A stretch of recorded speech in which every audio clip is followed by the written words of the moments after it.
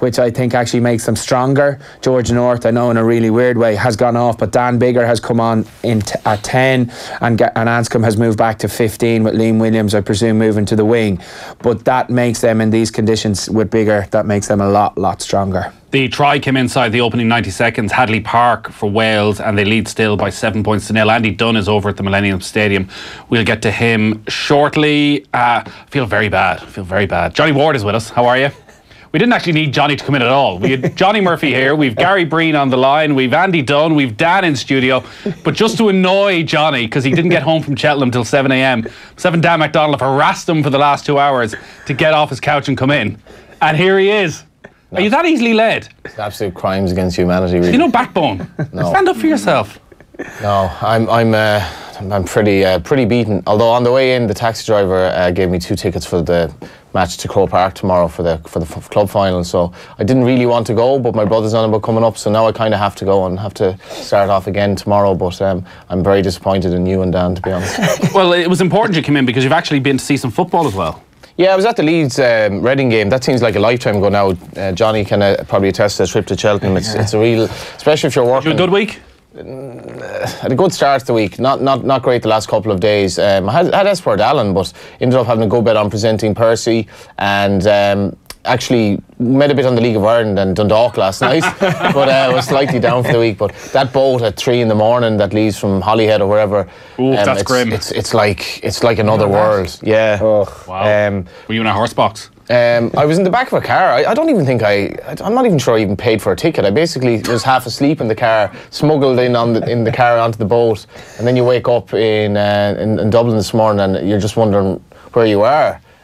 Cheltenham is a tough week. Gary, as you know, Johnny is one of the finest horse racing journalists in the land. Studio. In the land, Johnny, we'll give you that. But he's trying to expand his repertoire and move into football. So the reason he went to Reading against Leeds was he thought this was his big chance. He was going to corner Patrick Bamford and find out what the story was. Did you corner Patrick Bamford? No, that's not really true. I went to the game and I actually went along. It was a bizarre situation where the Horse Racing Ireland CEO, Brian Kavanagh, a guy I've had to analyse kind of critically in the paper in the past when I was in the Irish Independent, but he's a big Leeds fan, and I was actually walking to News Talk for our Friday racing show a few weeks ago, and I met him on the street. We ended up going for coffee. He told me he was going to the game, so I said I wouldn't mind going to that. So Brian Kavanagh, myself and 3 others went along to the game, and they're such big Leeds fans. Like, Brian was like a child in the playground, that he could see all the Leeds players, and after the game he was like, I'm going to hang around, and Eddie Scally, the Gorn race manager, was there as well. I'm going to hang around and see if we can talk to the players. And next thing I see him with Bielsa and Bamford, and Bamford was kind of in, it looked like he was with a group of friends, but he gave them all the time in the world. Now I decided that I wasn't a very good journalist here. I decided that it wasn't fair to interrupt their kind of nice, jovial atmosphere by saying, will you do an interview with me? Because I'm pretty sure he wouldn't have given me one, and I think it would have ruined the atmosphere. But he did say to my friend that he hadn't decided basically about Ireland, and your man might... Wait, you got the exclusive? No, I didn't. But he just said to me he hadn't decided, so that's not even a story. But I think since there's been a bit of... Has he said something since? Well, Dan McDonnell is going to come in a moment, I think, and he can bring us right up to date. Gary, I think we've spoken probably enough about Patrick Bamford at this stage. We just wait and see if he turns up in the squad, and then we can chat about him then. Yeah, listen, Mick said he didn't expect anything to happen to the summer, but even that just leaves a bad taste in your mouth, doesn't it? But there you go.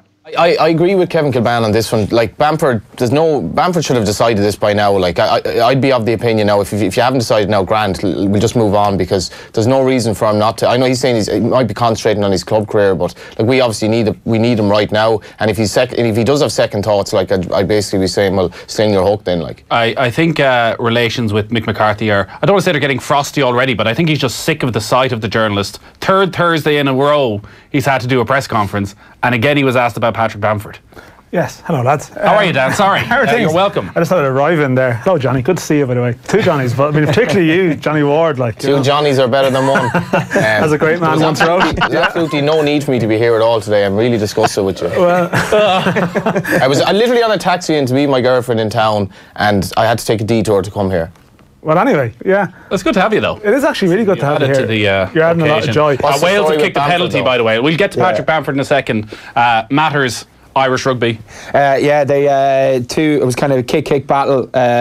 Jacob Stockdale, really good chase, got tackled just inside the 10-metre line on the 5, and then Johnny Sexton went off his feet to try and clear the ball out. It was pretty simple penalty to give away, but Agnes Garner's he's definitely leaning on the side of Wales at the moment. So Ireland their disciplines they have to sort that out. It was in the conditions, right on the 10 on the 5 metre. It was an incredible kick by Anscombe, to be fair. So it was well executed even when he got the opportunity. Yeah, you are right though about Mick doing 3 Thursdays in a row. It is slightly unusual. I know there was a new sponsorship deal during the week. I've been off for a couple of days, so I wasn't at the one on Thursday. And what was the one 3 weeks? I mean, the squad. And what was the one? The first one? Selling the new tickets. The new 10-year tickets. So, but there was a change with Bamford on Thursday that basically he said he wants to concentrate on his club football till the end of Johnny, the season. Your version of events there really is a story that you had, in the sense that because Mick had said the previous week that he'd had a positive, I mean the FAI website put it out there that there'd been a positive text message exchange, and then one of Mick's quotes was suggesting that Bamford had indicated he still wants to play for Ireland, and some people pointed out still, as in so he does. So the fact that he subsequently said he's undecided. I wouldn't have said that, only I'd heard yesterday the actual developments yesterday. I'm just worried that now this is these are the quotes that are coming out from Johnny's mate. Basically, yeah, well, fair point. Eddie Scally, the Gordon manager, cornered him on, and he was like, it was very Joe. He was like, hey, come for Ireland, we're ready for it. And he's like, oh, I'm undecided. But Eddie's like, well, but I knew there was a development yesterday, otherwise I obviously wouldn't have mentioned it. Yeah, of course. No, and I mean, Mick McCarthy did say publicly that Bamford has told him that he's not ready to commit to the end of the season. McCarthy had said previously he wants him in for Denmark on June the 7th. By Bamford waiting until the end of the season means he won't be in until the earliest, till September. And then I think the fact that he's basically checked out of half the campaign, albeit 2 matches against Gibraltar, but still, I think with other players and stuff, that's taking the piss a bit, really, to be honest, pardon my language, in the sense that I watched Bamford play today for Leeds against Sheffield United. He got through the 90 minutes. They lost, but they lost today, did they? They lost at home to Sheffield United today, which is a massive, I mean, great Irish story from the perspective of Egan and John Egan, Enda Stevens and David McGoldrick. But I think Bamford, I mean, this is a big campaign potentially with the Euros in Dublin, and if he's decided not to play in a couple of games at the start of it, I'm not so sure about keeping him. I know he's obviously he's in the team at the moment. He hasn't played that many games. He's obviously, Leeds are touch and go as to finish in the top 2. I appreciate that, but when you're offered to play for your country, as Ireland should be, and he's playing at championship level in a campaign that could get us to the Euros, I think it's desperately disappointing, and I just wouldn't have any interest in him now. Yeah, Gary, just on that then, and without going over old ground too much, I think we're clear how you feel on this, but you also felt that, listen, if Patrick Bamford makes the decision, he comes in, he's part of the squad, you'll get behind him. This does change things, even from, I'd imagine, players in the squad point of view, that if they're going to spend the next 9 months trying to get Ireland to Euro 2020, and then your man decides in November, well, actually, they're all right. They've had a bit of a turnaround under Mick McCarthy. Yeah, I'll go with that. This England thing ain't going to happen. I'd imagine the dynamic within the actual dressing room would probably be slightly different than if he was going through the international clearance process now and he suddenly rocks up in June. Listen, I can only tell you what it was like for us in terms of lads humming and ahhing about declaring. You weren't particularly happy about it. I said, listen, and I won't change my chat, you obviously support the green jersey, but as Johnny just said there, when you got a call up for your country, you don't wait. And that's the difference. If it's to suddenly get an England call up, would he be waiting till the end of the season? Exactly. I doubt it very much. And we were making the point last week that actually that maybe isn't as far away as people think it is. That if Leeds get promoted, it's not beyond the realms of possibility Patrick Bamford scores 6-7 goals in the first 2 or 3 months of next season, and you suddenly find yourself in and around an England squad. So it's definitely a case that he could be looking at the way his career is going and how successful his season is going and thinking, I'll just wait and I'll see. He's hedging. I'll see how life in the Premier League goes. So still 10-0 to Wales, 21 minutes gone. Anything happened, Johnny, in the last couple of minutes? Ireland gave an offside penalty away, but then they had another chip kick on advantage. And while scrum half, Davis went off his feet. He kind of shoulder charged Bundyaki on the ground. There's a bit of a melee there, and they ended up reversing the penalty, which was very lucky for Ireland. And they're after getting kind of a foothold in territory now, so they have a attacking line out just outside the Welsh 22. So it's a good game, to be fair, in the conditions of what's going on. But hopefully they can get something out of this attack here now. A text in, I like how Johne reports comments that were clearly off the record. Well, as I said, listener, he's just starting out in this football game. Slightly different to horse racing journalism. Sources close to Bamford said he's undecided. No, I was eavesdropping on his conversation. He just told us they were very close to Bamford. They were standing on the other side of the fence from him. About 3 yards. But no, the comment is absolutely right. But I did text Dan. I did text Dan that night, and I said, "This is what happened." He said, "Did you tell him you were reporting this?" I said, "I'm clearly not going to report this." It was a conversation. But then we're on radio, John. Just the point to say. This is a radio show. That little red light up there. What happened yesterday obviously changed things. So basically, Gary, text in for you. Hi lads, was sitting in front of Gary Breen at the Kerry Dublin 2016 League Final. Gary was giving Cluxton pelters in his Cockney twang over his kickouts. The Kerry keeper kicks the ball straight to Paul Flynn, who buries it in the net. That put him back in his box, says Martin in Clonsilla. Did that happen? He wasn't sitting in front of me or behind me. I wasn't at that game. Oh, Martin. Oh, shit. Martin. Embarrassing. 2016, no, I wasn't there, unfortunately. No, I wasn't. But it's something that could have happened if you were there. I've been at many Kerry games where they have put Dublin to the sword, but unfortunately that's not been happening in recent years. Hopefully it will this season. Kerry Mayo, isn't it, this week? It is 7 o'clock this evening. Kerry against Mayo. Yeah, we didn't. The Breen Kilban derby. You could have sorted that out. We could have. That should have been the promo. In Division 1 of the Allianz League, there are games ongoing. Monaghan 8 points, Cavan 1-4 in Clonester, well into the second half there. Galway Roscommon gets underway in around 15 minutes from now. In Division 2, it's Cork 110, Donegal 9 points. Kildare are 1-6 to 2 points up against Tipperary, and Armagh scored the first couple of points at home against Fermanagh. In Division 3, Longford 113, Sligo 12 points. It's Offaly 10 points, Laois 8 points, and Carlow. It's Carlow 1 point down, 3 points early on at Netwatch Cullen Park. And in Division 4, Waterford beat London 2-9 to 7 points. It's Antrim 110, Wicklow 7 points. In the hurling quarterfinals, Galway have beaten Wexford by 3-21 to 3-11 at Pearse Stadium. They'll now face either Waterford or Clare in the semi-final. 3 points apiece in that game with 15 minutes gone at Walsh Park. And in the relegation playoff from Division 1A, Kilkenny lead Cork by 1-9 to 8 points. Some sustained pressure from Ireland, Johne. Yeah, it was maul pressure off that line out. Wales disrupted quite well, but then there was a new maul formed because Best broke off, and then he passed the ball to Murray. Tuprick probably comes in around the side there, so it's kind of a harsh enough decision, but yeah, they're just not getting the rub of the green in those decisions, especially at maul time. So see how they go, but yeah, they were certainly unlucky there in that one. Alright, so no goals so far in the 3 games in the Premier League. It's Bournemouth against Newcastle, Burnley against Leicester, and West Ham against Huddersfield. I have a bit of a dilemma that I need sorting out. I need some advice. So, wake up this morning. That was the start. Somebody has nicked my bike. Now, granted, I was asking for it. I've had it left outside the front door for about 3 weeks in the sort of carport, unlocked. I don't agree with this. I was asking for it. Like, that's putting the moral You're right. high ground on. Like, this has happened to me many, many times. You don't ask for your bike to be stolen. It's stolen because it was stolen by a thug, basically. Well, so I noticed this because my wife comes running downstairs. She sees a bike outside the front wall of our house. So I go out, and it's a different bike.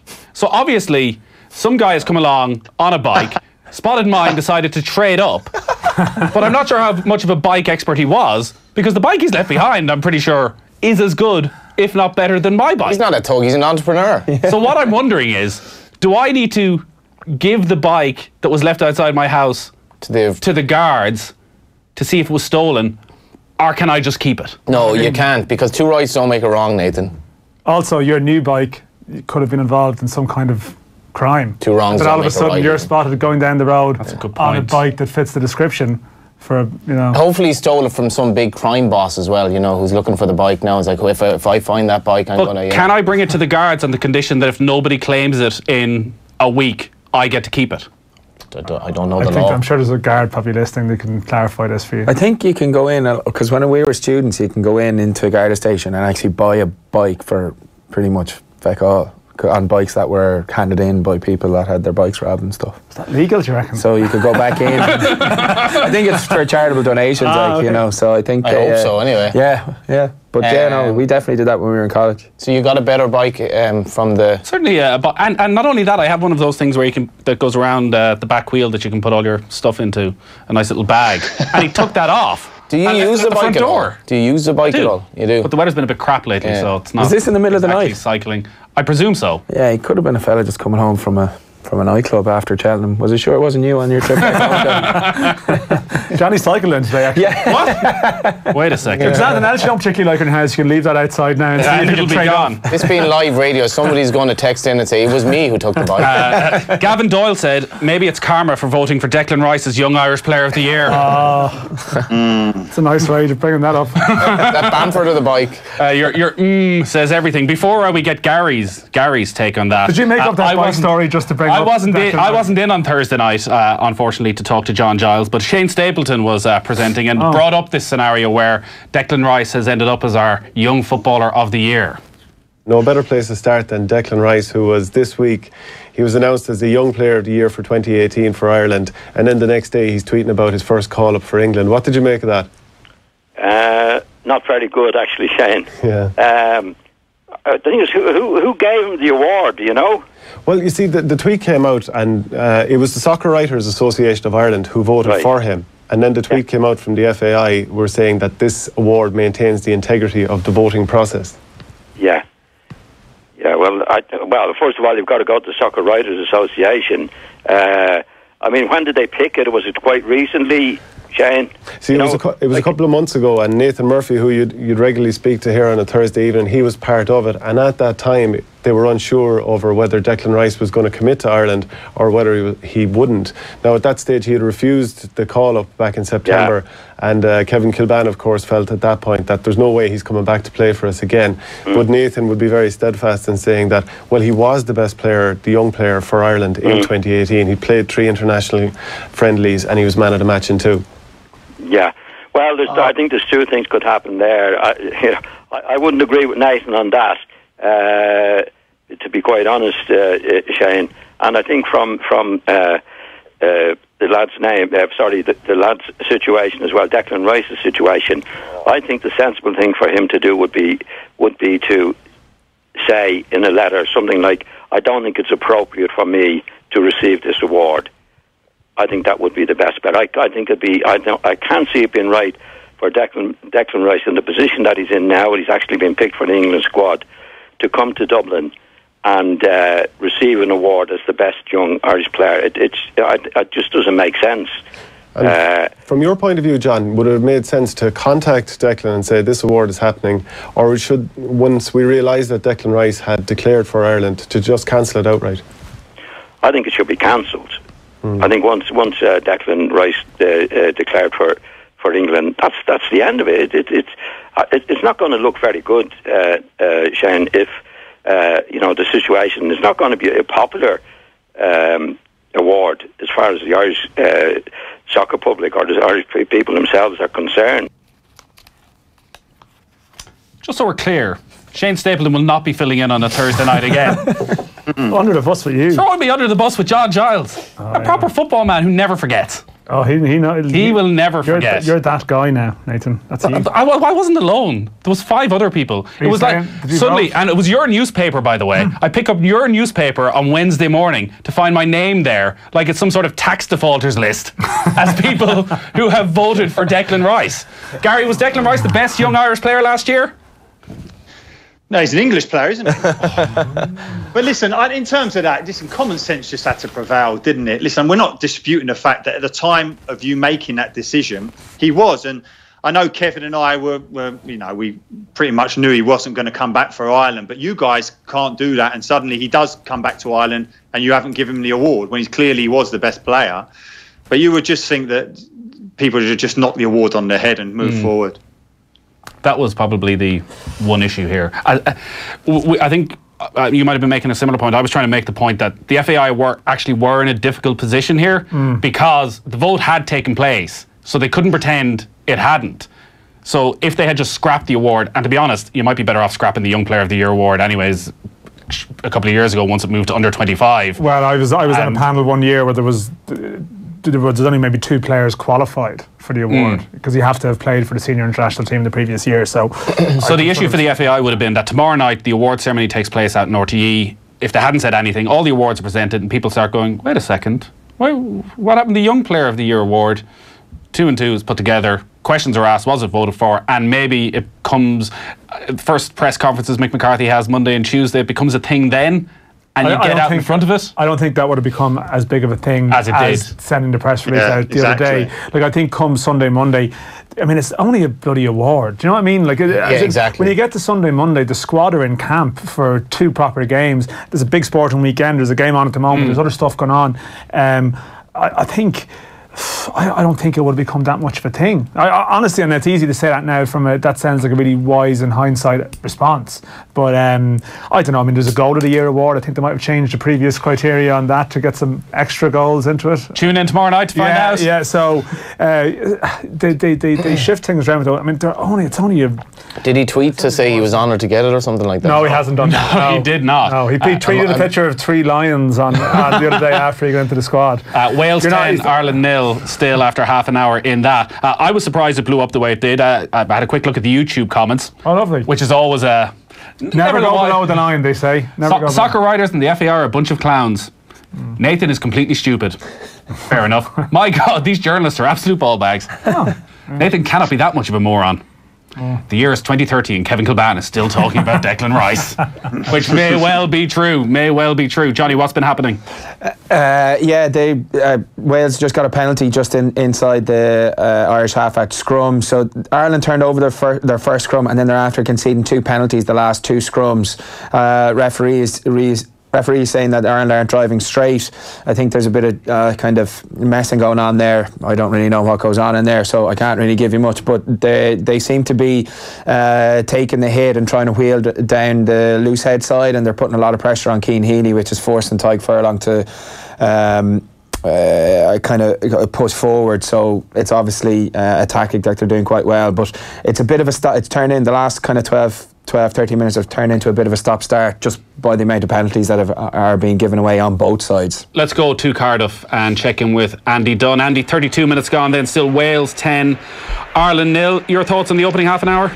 Yeah, well, I think the first 5 to 10 minutes was really like a red tidal wave, and it was just more about Ireland withstanding that, allowing for that momentum to reduce a little bit, and we did get a foothold in the game. We've actually been resourceful at times, opportunistic, nice crossfield kick from a penalty, where Stockdale got clean through. Actually, Hadley Parks chased him down. As I said, he'd no pace before the game, and he chases down Stockdale 5 minutes after scoring the first try. So I'm going to keep stum about him.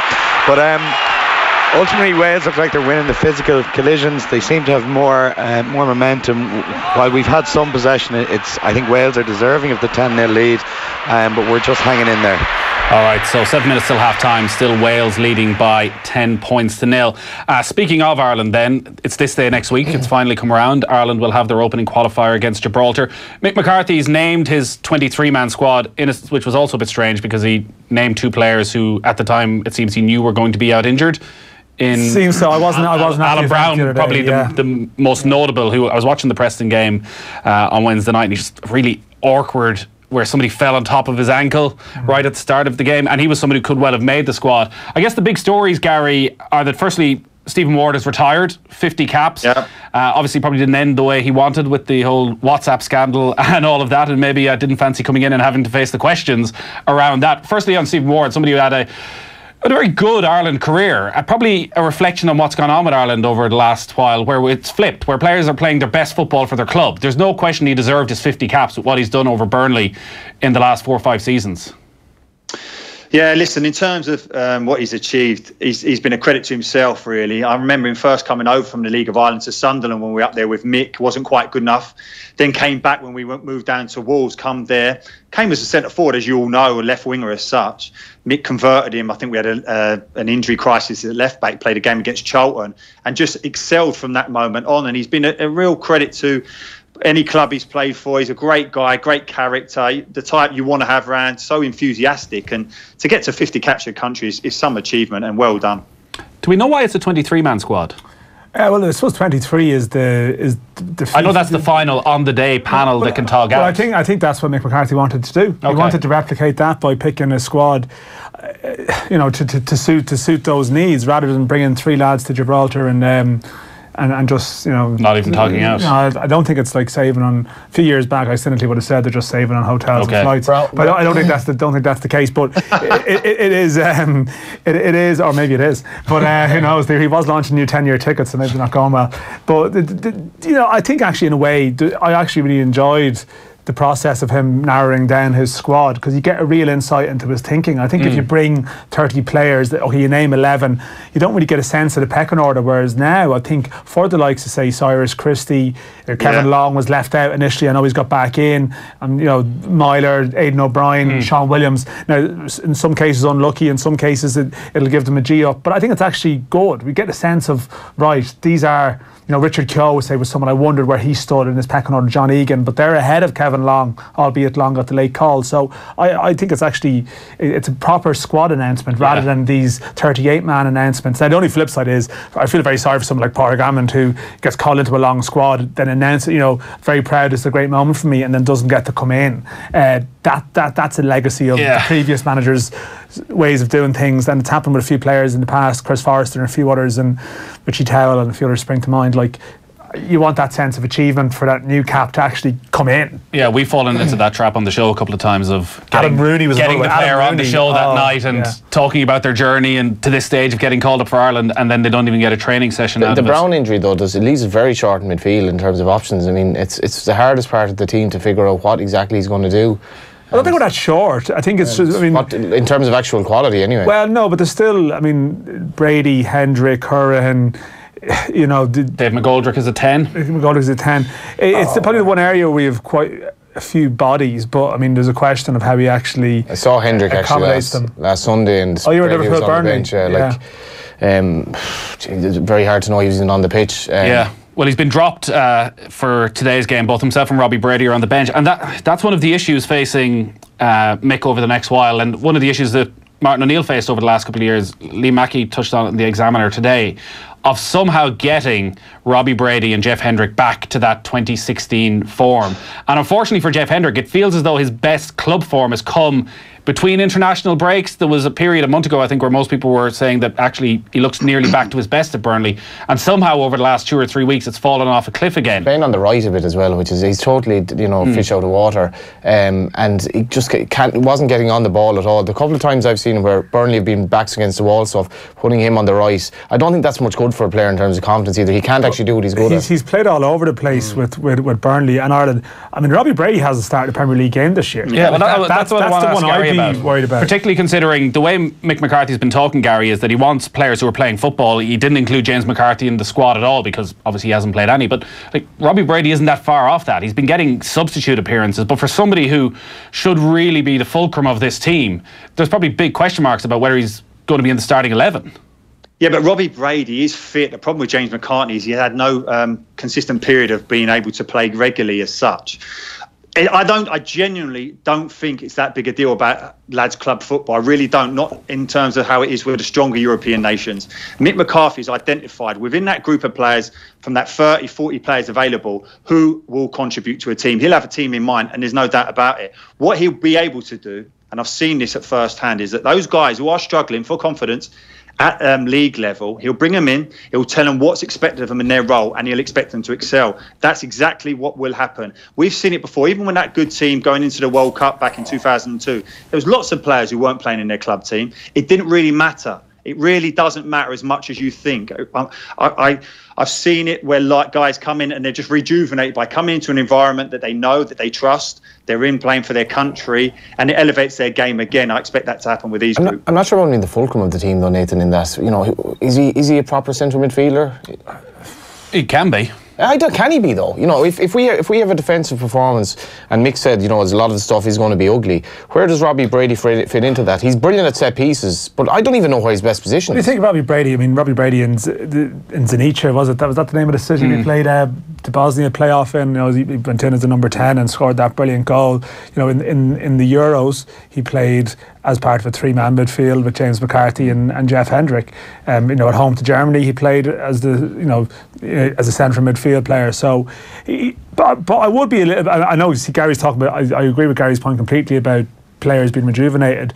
I just think with Brady and Hendrick, it's a question of where's the spark gone? Yeah, you just would have thought at the age of 27, I think now both of them are 27 this year, that they would have a degree of security in their club career in terms of their standing and their status and where they're at. They're still both going to play. I mean, they're both going to be in the 11 next week. I have no doubt about that.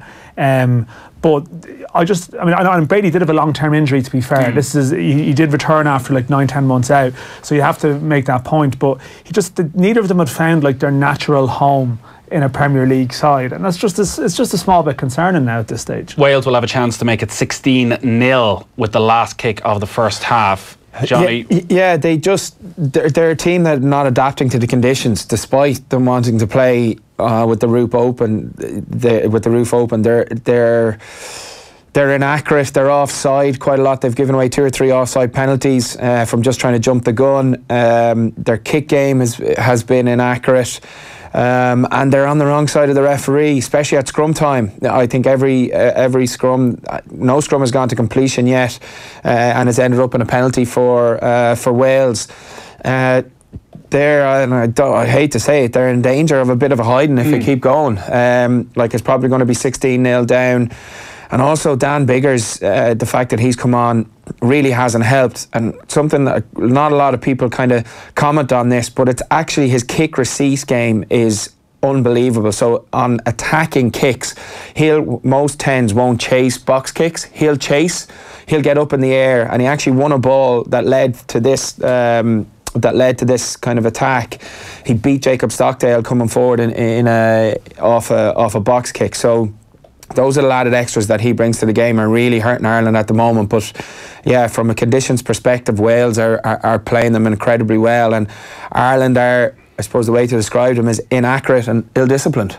Speaking of Burnley, they're in trouble. They're 1-0 down at home this afternoon against Leicester City, and that with Leicester down to 10 men. Harry Maguire was sent off after just 4 minutes, but James Maddison has put Brendan Rodgers' side in front on 33. Huddersfield are 2-1 up away against West Ham. West Ham had taken the lead through a Mark Noble penalty, but Huddersfield have struck back. Still scoreless in the game between Bournemouth and Newcastle. We get across to Andy Dunn very shortly at the Millennium Stadium. So Wales 16, Ireland 0, and as you say, This could one more score, Johnny, for Wales, and this could turn into a very, very bad afternoon in a day where everyone felt Ireland could regain some real positive momentum. That if everybody finishes with 4 wins out of 5, Ireland, Wales, England, you'll say fair enough, 3 similar style team, but this is showing that Wales look to be a class above Ireland. Yeah, and it started off from minute 1, a pin perfect kick-off, and Stockdale's put into touch, and they score off that kick, and they went after, it wasn't just, most teams will kind of kick the ball when they have penalty advantage.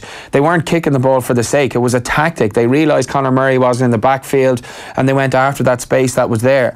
They're just playing really, really smart. They are getting the rub of the green in terms of some decisions, but when you have momentum, you get them. And that's the reality of the situation. But Ireland, yeah, is it just all over the pitch? Like I've seen some lineouts where Ireland have struggled. The scrum, the first scrum, Ireland dominated. Yeah. But since then, Wales somehow seem to. Yeah, they seem to be. There's a lot of pressure coming on Tadhg Furlong and then Cian Healy. I'm not sure whether he's on top of Samson Lee or not, but basically it's spinning around. And Angus Gardner is saying that that's all down to Ireland not driving straight. So, but.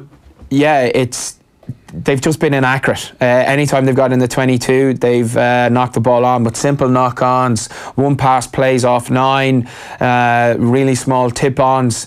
But yeah, it's just been a really inaccurate performance, and not what you associate with the final game, with a Joe Smith side and a final game in the Six Nations. Very, very disappointing. I thought this was even going to be after the try in the first 2 or 3 minutes. I thought, right, this is going to be a belter now. This is going to be a really, really good game. And any opportunity Ireland have had, it's been their own mistakes that have killed them. They were very unlucky with one decision off a maul where Tupper came in the side. It was a second maul set up. They should have had another penalty and another opportunity to go to the corner there.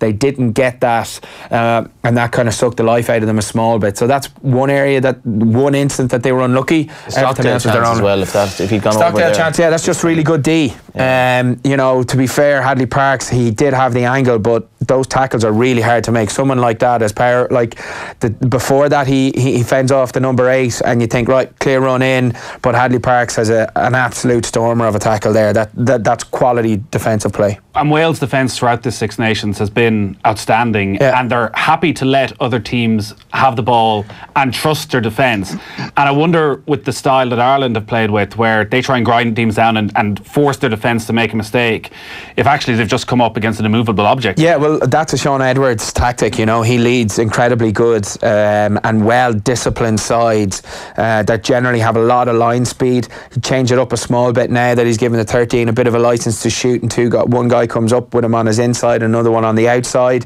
When Ireland held the ball for kind of 2 or 3 minutes after their try, they were going off after that space inside the umbrella, not outside. So they're running switches and they were playing tip unders into that space. They weren't getting a whole lot of change because the Welsh hunt was really aggressive and pushed up on the inside when the ball came back in.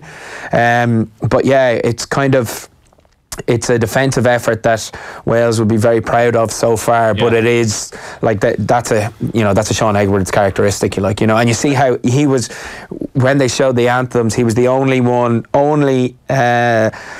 Welsh coaching staff member that wasn't singing, but he was kind of on his toes. It was like he was about to play, he was kind of jumping up and down the line, and he's that kind of character. So he had his defensive system ready and rocking. He's not English. He is English, but but most of them do. Who sing it anyway? They say, Warren Gatland was singing it. Like they all would all sing it regardless of where you're from. The tension that was stopping him from singing. Let's go to Cardiff. Andy Dunn has been watching that first half. Andy, those 3 penalties have turned a tight game into a bit of a rout.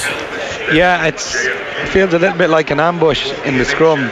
We, in recent history against Wales, we've had no issues in the scrum, and perhaps we felt they mightn't attack us there, but they've really gone after us. And I think we haven't been helped by I think what was clearly that last penalty was a hometown decision by Angus Gardner. Keane Healy was actually going forward in the scrum and lost his footing, so that's a strange way to collapse a scrum if that was the case. So a poor decision in that case. I think the other 2 are merited. It is a real concern because we've gone with Andrew Porter on the bench also, who wouldn't be renowned for his scrummaging, as opposed to say John Ryan, who was there last week. So it's not like we have a better alternative or scrummaging option on the bench. So we're going to have to try and weather that storm. 3 penalties, certainly two were fair, and I think the last one was a bit of a hometown call. I'd also be a little concerned on Angus Gardner's Super 15 type influence around the scrum, where he's clearly allowing the Welsh 9 Davies to feed the ball practically into the number 8 feet. So if we could address, I think the Irish team and the Irish management will be in Gardner's ear at half-time, talking about they need a straighter feed and a little bit more awareness on what's happening on both sides of the scrum. But it's certainly been pivotal in the scoreline. It's been pivotal in the momentum of the game, and it's pretty worrying. But that doesn't excuse the amount of handling errors Ireland have made in that first half. No, I would agree. We've been, I suppose, a couple of unforced ones. We got a key position scrum in the middle of the opposition 22, and from a bit of an issue with the scrum, Gardner awarded a free kick, and CJ Stander tapped it and looked like to fumble it, and that was a key position loss. So on those tiny moments, there are huge momentum shifts in these type of games. So we actually have been opportunistic on 1 or 2 occasions, and we did vary our game. Sexton hit the corner at one stage, he put up a bomb. He has he has used distribution and hit it up in midfield, but that Welsh defence, which is only conceding 1 try every 56 minutes, I think, on average in this Six Nations, is holding firm. What can Ireland do then? Because I think you look back on the Joe Schmidt era, when Ireland are behind at half time, even if it's a tight game, they lose. Yeah, I would abandon plan at this stage, and no, I wouldn't abandon hope, but I would abandon the strategy and typical game plan. I think we need to cut loose. There's absolutely no chance if we stick with the type of game we play that we're going to eke our way back into this. Wales look far too physically dominant, and I think we just need to cut loose, take a few risks. The danger of that is you lose by 30, but with a couple of intercepts. But I really think if we just try and wear them down, I think this is only going one way. Our only way back is maybe open the game up. It's going to be tricky in wet conditions, and then the decision to have the roof open comes and bites us in the ass then. So it looks bleak. Gary Byrne, I think you've got a question for Andy, do you? No, listen, just in terms of obviously watching the game, I'll be fascinated to know, does the mindset change for those players by conceding a try so early in a way that they did against England? Or are they dominant in terms of how they're going to execute their game plan? It depends. I don't think so. I think they would have all been in high stakes games where they get hit with an onslaught away from home in that first 5-10 minutes, and usually the experienced guys say, look, just weather the storm, take the hit for now, and then regroup. What's happened is where we would try and gain parity or gain momentum back in the game is execution and handling, and that's let us down. I think we've actually had some territory and we've had a few opportunities, but it's the execution that's let us down again today. This is a huge 40 minutes now, Andy, with the World Cup in mind as well, because this is going to be the last thing in everybody's memory. The players are going to be...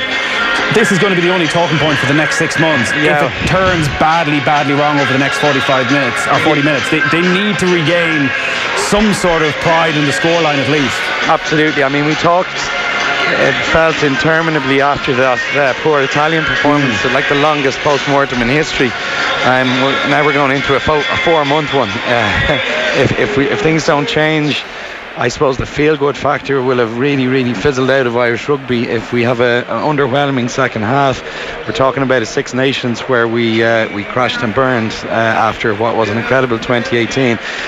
Eddie O'Sullivan spoke during the week and said it was, while the result wasn't actually vital, and I would agree with that, the performance was, and we needed a performance that gave everyone heart, they gave everyone reassurance, but it's been anything but. Is there anything on the bench they can do to change things? Did you bring Jordan Larmour on and let him loose? I think potentially something like that to try and break the game up. Even bringing Larmour in, even something left field, like bringing him into the centre of the field. I'm not sure if it's the right option to take Kearney off either, but maybe something different just to shake things up. But maybe like a Larmour into midfield, footwork, try and get a line break or two, which we haven't really done. Might be a left field option, but something different is needed. Johnny, what would you do? Like that's a tough dressing room right now, because when you're 16 points down, your head's all over the place. Trying to change anything tactically is... Yeah, like Joe Smith is a very much of a process-led coach, like the majority, but he's very, he'd be very, not stuck, but he would have an extreme belief in his process and what he's trying to do. So he is probably in there just talking about accuracy levels and making sure that we can sort out the discipline. He'll have spoken to Angus Gardner to try and find out what's gone wrong. Simon Easterby will have talked to the front row and try and rectify that. But it is unlikely that he is going to do anything drastic to, let's call a spade. He's not that type of coach, he's not that type of man. So sort this game out or sort out the narrative of the Six Nations campaign and give us something to play with? I think they'll probably just look at it as a 40 minutes. So I think they're probably now with the points differential and all that, they probably realise, right, Six Nations is gone, but it's about a performance for 40 minutes that they can probably feel proud of and take some positives for. I think that's probably the most important thing. They will have the utmost belief in what they're trying to do to get themselves, that if they get an early try, they'll be back in the game. But look, it's a very tough dressing room. But like with the conditions, and this is the whole thing. Remember, like Joe Smith pushed for this, and they are the ones that are not playing the conditions well, and that's why they're in this position. And I think that is really, really important to remember, that their inaccuracies are playing into the Welsh, the Welsh game plan, and they're controlling the game. We all know it's hard to criticise Joe Schmidt because of the success. Is there a pettiness to Schmidt in terms of keeping the stadium open? And I can go back to the Scotland game where they were beating in Murrayfield a couple of years ago, and still 2 years on, he's still bringing up the delayed bus journey. That just little things become too big in his head at times. Yeah, I think there's a sense that you can probably control the controllables, and sometimes when that gets out of his manner, that he does look back about stuff that is annoying. He tried to control, knowing the weather conditions. Everyone knew what was coming. He tried to control I don't think he wanted to get caught off guard like he did last time over there, where the roof was closed, but they had the sprinklers on about 2 hours before, and it was like a soccer pitch. It was really, really slippy. I don't think he wanted those conditions. He wanted fair conditions. He wanted it either dry or let Mother Nature decide, and I think that was the reason for what he did. But I wouldn't call it a pettiness. It's just trying to control and probably try to get one over on his opposite number early in the week. Well, his opposite number is on the verge of winning a third Grand Slam with Wales. They lead 16-0 at half-time. Andy, before we go for the second half, because the team's just coming back out onto the pitch, is winning the second half enough for Ireland right now? Yeah, I think a better performance, winning the second half, absolutely. But I think what we don't want is 25-30 point defeat and staring 4 months of heartache before the World Cup, and then interminably long post-mortem. You're playing Kenny Rogers here, the gambler. I hope Joe Schmidt heard it at half time. We need to take some risks in the second half. Yeah, there's no candy for taste. All right, we'll talk to you soon. Andy Dunn there and Cardiff as the teams come out. Wales leading by 16 points to 0. They have one hand very much on the imaginary Grand Slam trophy. Yeah, I think so.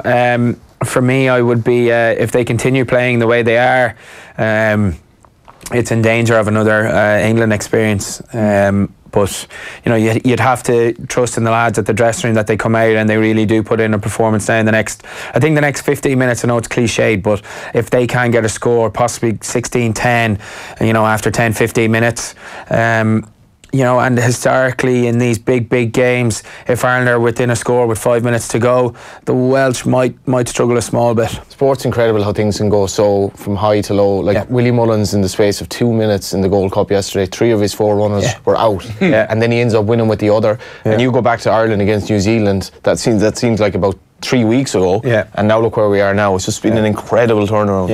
Yeah. So second half just about to get underway. Wales leading 16-0. Before we go to an ad break, let's quickly go to Turf Moor. There's been another goal between Burnley and Leicester. Adam Drury. Burnley 1, Leicester 1. Dwight McNeil has equalised for the Clarets, and it was timely too because they were struggling under the pressure of 10-man Leicester. It came about from the pass of Charlie Taylor down on the left-hand side, played it into the edge of the box where Dwight McNeil was there waiting for it. He struck it first time low. The fingertips were there from Schmeichel, but he couldn't quite get enough onto it as it curled into the bottom left-hand corner of the net. It's Burnley 1, Leicester 1. He is a cracking player, by the way. He was like Burnley were so bad last Sunday, offered virtually nothing, obviously scored from a corner, but he is a proper player, big lad, athlete, very good on the ball. He stood out an absolute mile. He was probably the only player you'd say if he was in this Liverpool team he'd be comfortable. Proper prospect. Very timely goal for Burnley there. So 1-1 at half time at Turf Moor between Burnley and Leicester City. No goals heading for the break at the Vitality Stadium between Bournemouth and Newcastle, while West Ham, having taken the lead, are 2-1 down at home against Huddersfield. Earlier in the FA Cup, Watford sealed their place in the semi-final with a 2-1 win over Crystal Palace. There's a whole lot of GAA going on. I'm going to run you through all those scores. We've got Andy Dunn at the Millennium Stadium, Johnny Murphy in studio watching the rugby, Gary Breen on the line, and Johnny Ward and Dan McDonnell keeping an eye on the day's football. But we must take a quick break. Off the ball on News Talk. News Talk Breakfast. We are joined by Labour Senator Aodhán O'Riordan. One of the criticisms that is levelled at the left sometimes is kind of this selective protest. I mean, if the head of Saudi Arabia or China comes here, would you also be protesting? Yeah, I accept that, and that's a fair point, but we don't move the entire political diplomatic circle of Ireland to Saudi Arabia on St. Patrick's Day. It's because we actually love America and love what America can possibly achieve in the world is why we reject this man so much. News Talk Breakfast with Shane Coleman and Kieran Cuddihy. In association with AIR. Weekday mornings at 7 on News Talk. Journey after journey, your vehicle's oils and fluids fight against huge pressure, resistance and temperatures. Make sure you regularly check your vehicle's oils and fluids to prevent harm to your vehicle and achieve peak performance and efficiency. Motor Tips, brought to you by Volkswagen Service. Book a service online at volkswagen.ie. Hello, konnichiwa. Corn itchy, what? What the hell are you playing at? I'm learning Japanese. But you can barely speak English. So, you won't want to come to Japan with me and Hunky Dory's Crisps in September then? Let me check that Hunky Dory sharing pack for details. There's flights, hotel and match tickets included. Goodbye. Sayonara. It'll be sayonara if you think about going without me. Don't miss your chance to save big at the Harvey Norman Big Weekend Clear Out. We've cleared out our warehouse and stock rooms to find you the very best offers. Unmissable deals, like the Hoover 10kg washing machine for just €329, saving you €100. Or get the Neff integrated dishwasher with cutlery drawer for just €469, saving you €50. And we're matching all competitors' prices, even their sale prices. The Harvey Norman Big Weekend Clear Out must end Monday. Go! At the Plaza Group, winning national awards are always nice, like the best motorway service station and best forecourt facilities at the Galway Plaza. But ensuring you're a happy customer is the real prize for us. Quality fuel and forecourts, Supermax, Papa John's Pizza, Super Subs, Spar, Bewley's Coffee and Max Place Deli make us part of your journey. The Plaza Group, Galway Plaza, Barack Obama Plaza, Tiptown Plaza, Mallow N20 Plaza and Charlestown Service Station. Award-winning and part of your community. Spring into style at Pamela Scott with 20% off. Our spring event is now on in all stores nationwide and online at pamelascott.com. Come in store and receive 20% off all full price items only. Event ends Monday 18th of March. Spring event now on at Pamela Scott, Ashley Reeves and Lisa Perkins and online at pamelascott.com. When we show our colours, we show much more than support. We show where we're from and what we stand for. We represent something extraordinary. Show your true colours this St. Patrick's Day in Croke Park for the AIB GAA Senior Club Championship Finals. Ballyhale Shamrocks take on St. Thomas's in the hurling final at 2, followed by Currafin v Dr. Crokes in the football final at 3:45. Your tickets are waiting now at gaa.ie and selected Super Value and Centre stores. Under 16s, €5. The AIB GAA Club Championships. Be there all the way. Imagine this needle is your car, and this record is the road. When you turn the speed up just a little, you come up to hazards quicker. You have less time to react. If you hit a pedestrian at 50 kilometers per hour, there's a 50% chance they'll live. If you hit a pedestrian at 60 kilometers per hour, there's a 10% chance they'll live. If you're going too fast, you can't keep up with the road. Speed kills, so slow down. From the Road Safety Authority. Shed your winter wardrobe and break out your sunnies. Book an early summer break with Aer Lingus with up to 25% off destinations across Europe from May. Get ready to soak up the sun in hotspots like Dubrovnik, Corfu or Athens. Or explore the sights of great European cities like Amsterdam, Paris and London. Smart books an early summer break now. Smart flies Aer Lingus. Book now at airlingus.com. Offer subject to conditions and availability. St. Patrick's weekend is always about the family. And this year at Kildare Village, it's even more so. More fun with free arts and crafts workshops for the kids. More music with DJs. More Kildare Village surprises and treats around every corner. And more savings of up to 60% in 100 fabulous Kildare Village boutiques. St. Patrick's weekend has more for the family at Kildare Village, where there's something extraordinary every day. Start your story at Woody's. Matte, satin or gloss. There's 3 for 2 on all Dulux interior paint. A powerful 20% off all power tools. And all laminate flooring, now up to half price. Woody's, we're all homemakers. T's and C's and exclusions apply. That's it. Enough is enough. I'm going to give you a right paintwork ready for a revamp? Get to B&Q. We've a massive paint range at everyday low prices, like Good Home Durable Coloured Matte Emulsion 2.5 litre for just €20. So you can do it when you B&Q it. This St. Patrick's weekend, your luck could be in with the Lotto Plus €1,000,000 raffle. Play Lotto Plus tonight for your chance to share an extra €1,000,000 guaranteed. And you could be turning those nightmare wheels into your dream ride. Just ask for Lotto with Lotto Plus. Play responsibly in-app, in-store or at lottery.ie. This Irish success story is brought to you by Guaranteed Irish. Did you know that Kingspan, global leaders in energy-efficient buildings, employs over 10,000 people across 5 continents? A global company with local roots, Kingspan also supports over 900 jobs in Cavan. Guaranteed Irish helps you support companies that are altogether better choices for our communities. So, look out for it. GuaranteedIrish.ie. Altogether better. Off the ball. This is News Talk. Still Wales 16, Ireland 0, 46 minutes gone. A text in saying, lads, you should tear this Irish team to shreds for this first half performance. It is shocking. It hasn't got much better at the start of the second, Johnny. No, they haven't kind of thrown caution to the wind, and they've kind of stuck to process, and Johnny Sexton kicks a ball out on the full, and now they're after conceding a penalty for side entry. Probably going to be, with the way Anscombe is kicking, it's going to be 19-0, but they haven't really done anything to show that it's going to change. Their body language isn't great now after that decision, but it was to be fair, it was a clear penalty. But you know, Connor's kicked the ball out on the full, Johnny's kicked the ball out on the full one. You know, so that's 2 big time opportunities that, you know, that just kills teams. It kills your forward pack on a day like today, where they like to be going forward.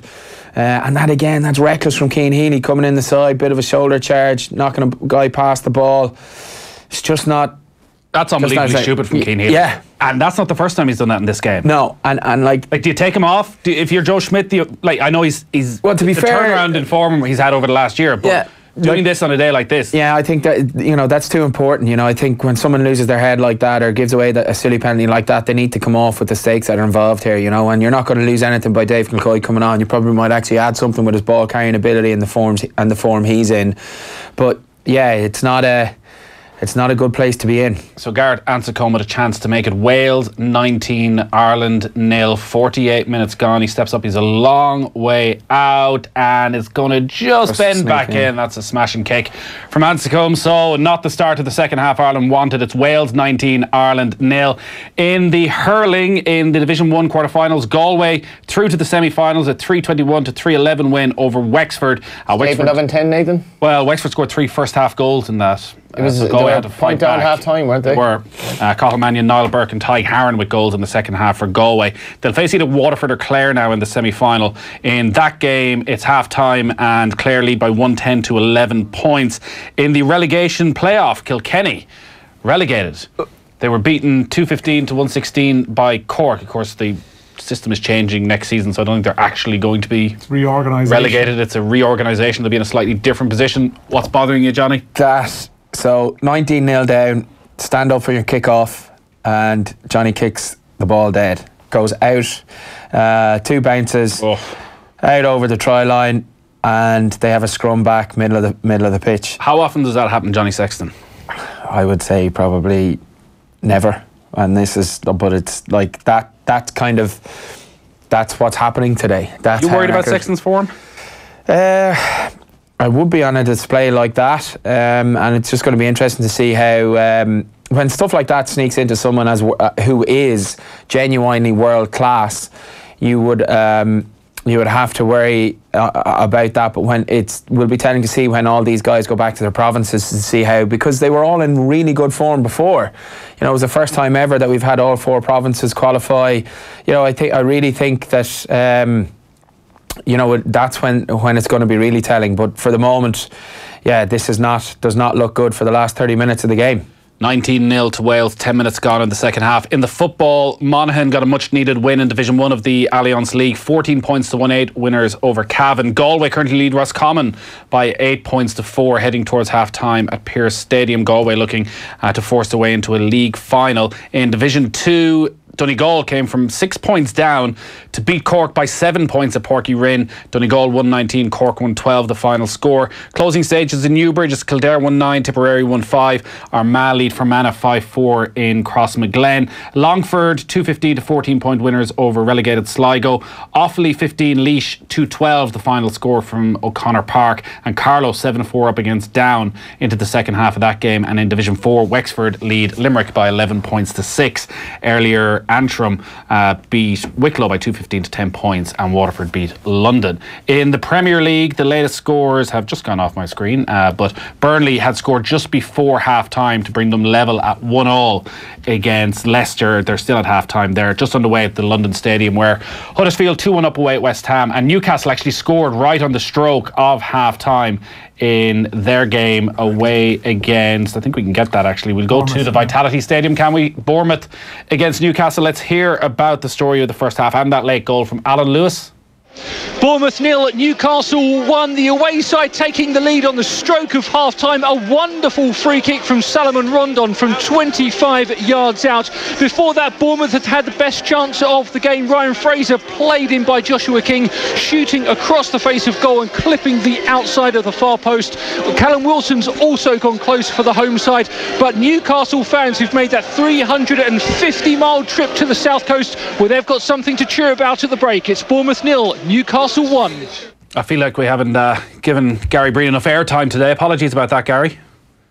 No problem. There's been a lot of things to talk about. You'll get plenty tomorrow, though, because you're going to be at Craven Cottage for Fulham against Liverpool. A chance for Liverpool to regain top spot in the Premier League. Before we let you go, though, just to wrap up the Ireland conversation. Go on, Johnny. What's the big race, Johnny? It's not. It's Young Dev in Limerick. I was actually Young Dev running at Limerick. Bring back some of those losses at Cheltenham. All right, well, keep them to yourself for the next little while. Did we breach some broadcasting regulations about broadcasting? I'm fairly sure we did, but Johnny can pay the fine himself. I'm certainly not covering from. Gary, to wrap up the Ireland conversation, so looking at the selection of the squad, we've obviously spent 3 months talking about Matt Doherty, Seamus Coleman. It still feels as though a lot of how the team lines up will depend on what he thinks on the two of those. And I wonder, is there an indication in the fact he's only included 3 fullbacks, Coleman, Doherty and Enda Stevens. And Enda Stevens, by all accounts, was excellent today in Sheffield United's win over Leeds United. As to whether or not he plays Doherty at left back or he plays Stevens at left back, presumably Doherty has to start. Oh yeah, I think so. In terms of his form, obviously you'd expect him to be in it. Well, I don't know how Mick will organise it in terms of getting them all in there, but you're quite right. Those Sheffield United lads will be coming into that RS squad absolutely buzzing, in a real good position now to get back into the Premier League. So that's the kind of excitement you want from certain players, but Mick will galvanise them. I think they'll all enjoy it when they get under his management. You were saying earlier that you think Mick will have an idea now as to what his preferred starting 11. But from your experience of working under him, for guys that are coming in that maybe are just outside his thoughts at the moment, do you have a chance in training this week to force your way in? Oh, without a doubt. He watches training. It won't be just going through the motions. He'll be saying to these players, come on in, impress me, who wants the shirt?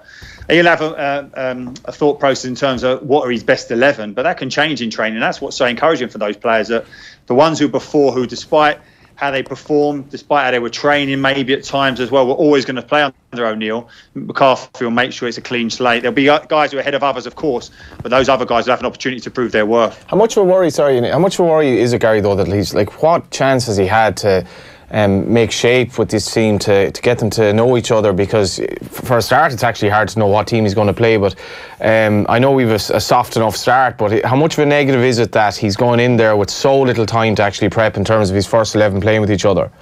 Well, this is what's so important, Johnny, and was something I was critical of the previous regime, is that he'll have to do his work away from the squad, really execute your training programs right, the messages you want to get across, to really function that team in terms of every player knowing their role. Then when he gets that opportunity now on the training ground and in and around the hotel in terms of putting forward video analysis, telling exactly what is expected of them, they're so important, those things. It's a case of just naming the team a couple of minutes before kickoff and then just playing off the cuff. When will Mick McCarthy name his team? When will the players find out?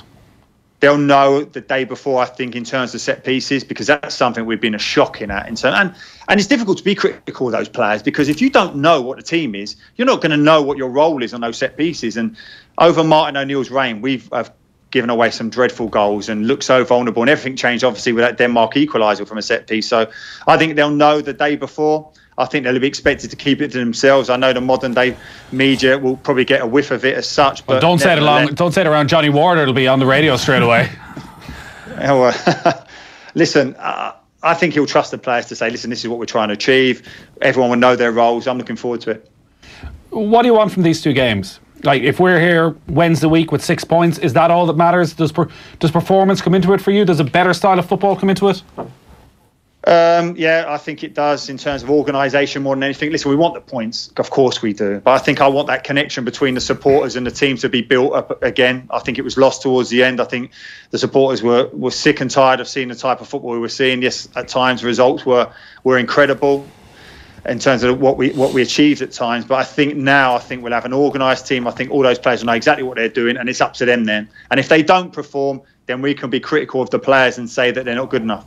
Yeah, like, you got to hope that there's a natural bounce around the Aviva for the Georgia game.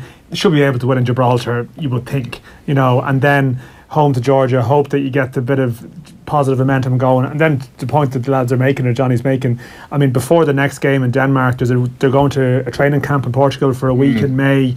So it's about getting through these games, hopefully getting some good vibes back, and then in the summer actually doing the work to actually get to actually spend quality time with the players and maybe do some of the stuff that, as much as they'll do a lot next week, I think that summer window really gives them a chance to spend some time together. Gary, we'll let you go. Thanks a lot for joining us this afternoon. Enjoy the game tomorrow. You'll be at Craven Cottage with Stephen Doyle for Fulham against Liverpool, and I'm sure we'll chat to you, of course, over the next week or so, looking ahead to those Ireland fixtures. Thanks, lads. Have a good one. See you. Gary Byrne with us every Saturday afternoon. Johnny, it ain't getting any better for Ireland. Is that not unbelievably bad from Sexton? And Ireland haven't scored. You're in shock as to, Sexton has probably played the worst 16 minutes of his international career at the start of this second half. Yeah, and then when things aren't going well for you, things then, which that's actually not Johnny's fault. There's a 3v2 on the edge. Rob Kearney comes on a switch and you can see him. He's actually talking to CJ on his inside. Stay on my inside. He's hoping Rob stays on his outside and he can just go hands to the corner. And then Rob out of nowhere runs a switch that's kind of to nothing. And then Johnny just throws the ball on the deck and you're like, you can just see his face there. He's like, what are you doing? But that sums up Ireland's play. They get in a good position. They hold on to the ball. They have 4, 5, 6 phases around the corner. They get a slight opportunity on the edge, which was all they needed in during the autumn internationals. And you take that opportunity. You give Stockdale that one-on-one on the edge. But again, they get an opportunity, they knock the ball on, and that's just after happening here again. So they're just struggling. Their accuracy levels have been so poor this tournament the whole way through. Ireland just stole a line out from the Welsh. Looked as though they were just going to pummel the way in the corner, but I think there was a knock on from Conor Murray. Wales got another penalty just before that, so 22-0 is the scoreline, and Wales are 24 minutes away from a grand slam. We'll get across to Andy Dunn in a moment. We'll run you down through all the other scores, but let's take a quick break. Get up-to-the-minute news updates at newstalk.com and on the Newstalk app. Want peace of mind with your next car purchase? Done Deal's new manufacturer-approved car ads give you warranties, roadside assist and so much more. Find your next car with Ireland's largest selection of manufacturer-approved car ads. Done Deal. Discover and drive. Hello, konnichiwa. Corn itchy, what? What the hell are you playing at? I'm learning Japanese. But you can barely speak English. So, you won't want to come to Japan with me and Hunky Dory's Crisps in September then? Let me check that Hunky Dory sharing pack for details. There's flights, hotel and match tickets included. Goodbye. Sayonara. It'll be sayonara if you think about going without me. Football Index is reinventing football betting. You can buy and sell the world's top players. Their value may go up and down, but it's not over with the final whistle like a regular bet. Football Index, reinventing football betting. Start building your portfolio today at footballindex.co.uk or download the app now. New customers only, minimum deposit and conditions apply. Gamble responsibly. And they're off. Into the lead goes Backseat Driver, followed by Pure Bombing It and Fred in the Shed. Close in behind comes Out for a Spin and 0%. Also making good headway now is Skoda Approved Used Car, who's travelling very smoothly. Backseat Driver just in front from 0%. Skoda Approved Used Car finishing best of all and is sweeping past his rivals. Skoda Approved Used Car is an impressive winner. A Skoda Approved Used Car goes through a 110-point check, which means it's never a gamble. For a used car that's zero risk, visit your local Skoda dealer. Don't miss your chance to save big at the Harvey Norman Big Weekend Clear Out. We've cleared out our warehouses and stockrooms to find you the very best offers. Unmissable deals, like up to 30% off Nespresso machines, up to €400 off laptops, sofas from just €389, and bedroom packages from $299. And we're matching all competitors' prices, even their sale prices, so no need to shop around. The Harvey Norman Big Weekend Clear Out must end Monday. No! Don't forget, we're closed St. Patrick's Day, so shop online at harveynorman.ie. This Irish success story is brought to you by Guaranteed Irish. Did you know that Mick and Shannon created the drill used to rescue 33 Chilean miners trapped underground for 69 days in 2010? Global innovators Mick, the driller's choice, also supports 106 jobs in the Midwest. Guaranteed Irish helps you support companies that are altogether better choices for our communities. So, look out for it. GuaranteedIrish.ie. Altogether better.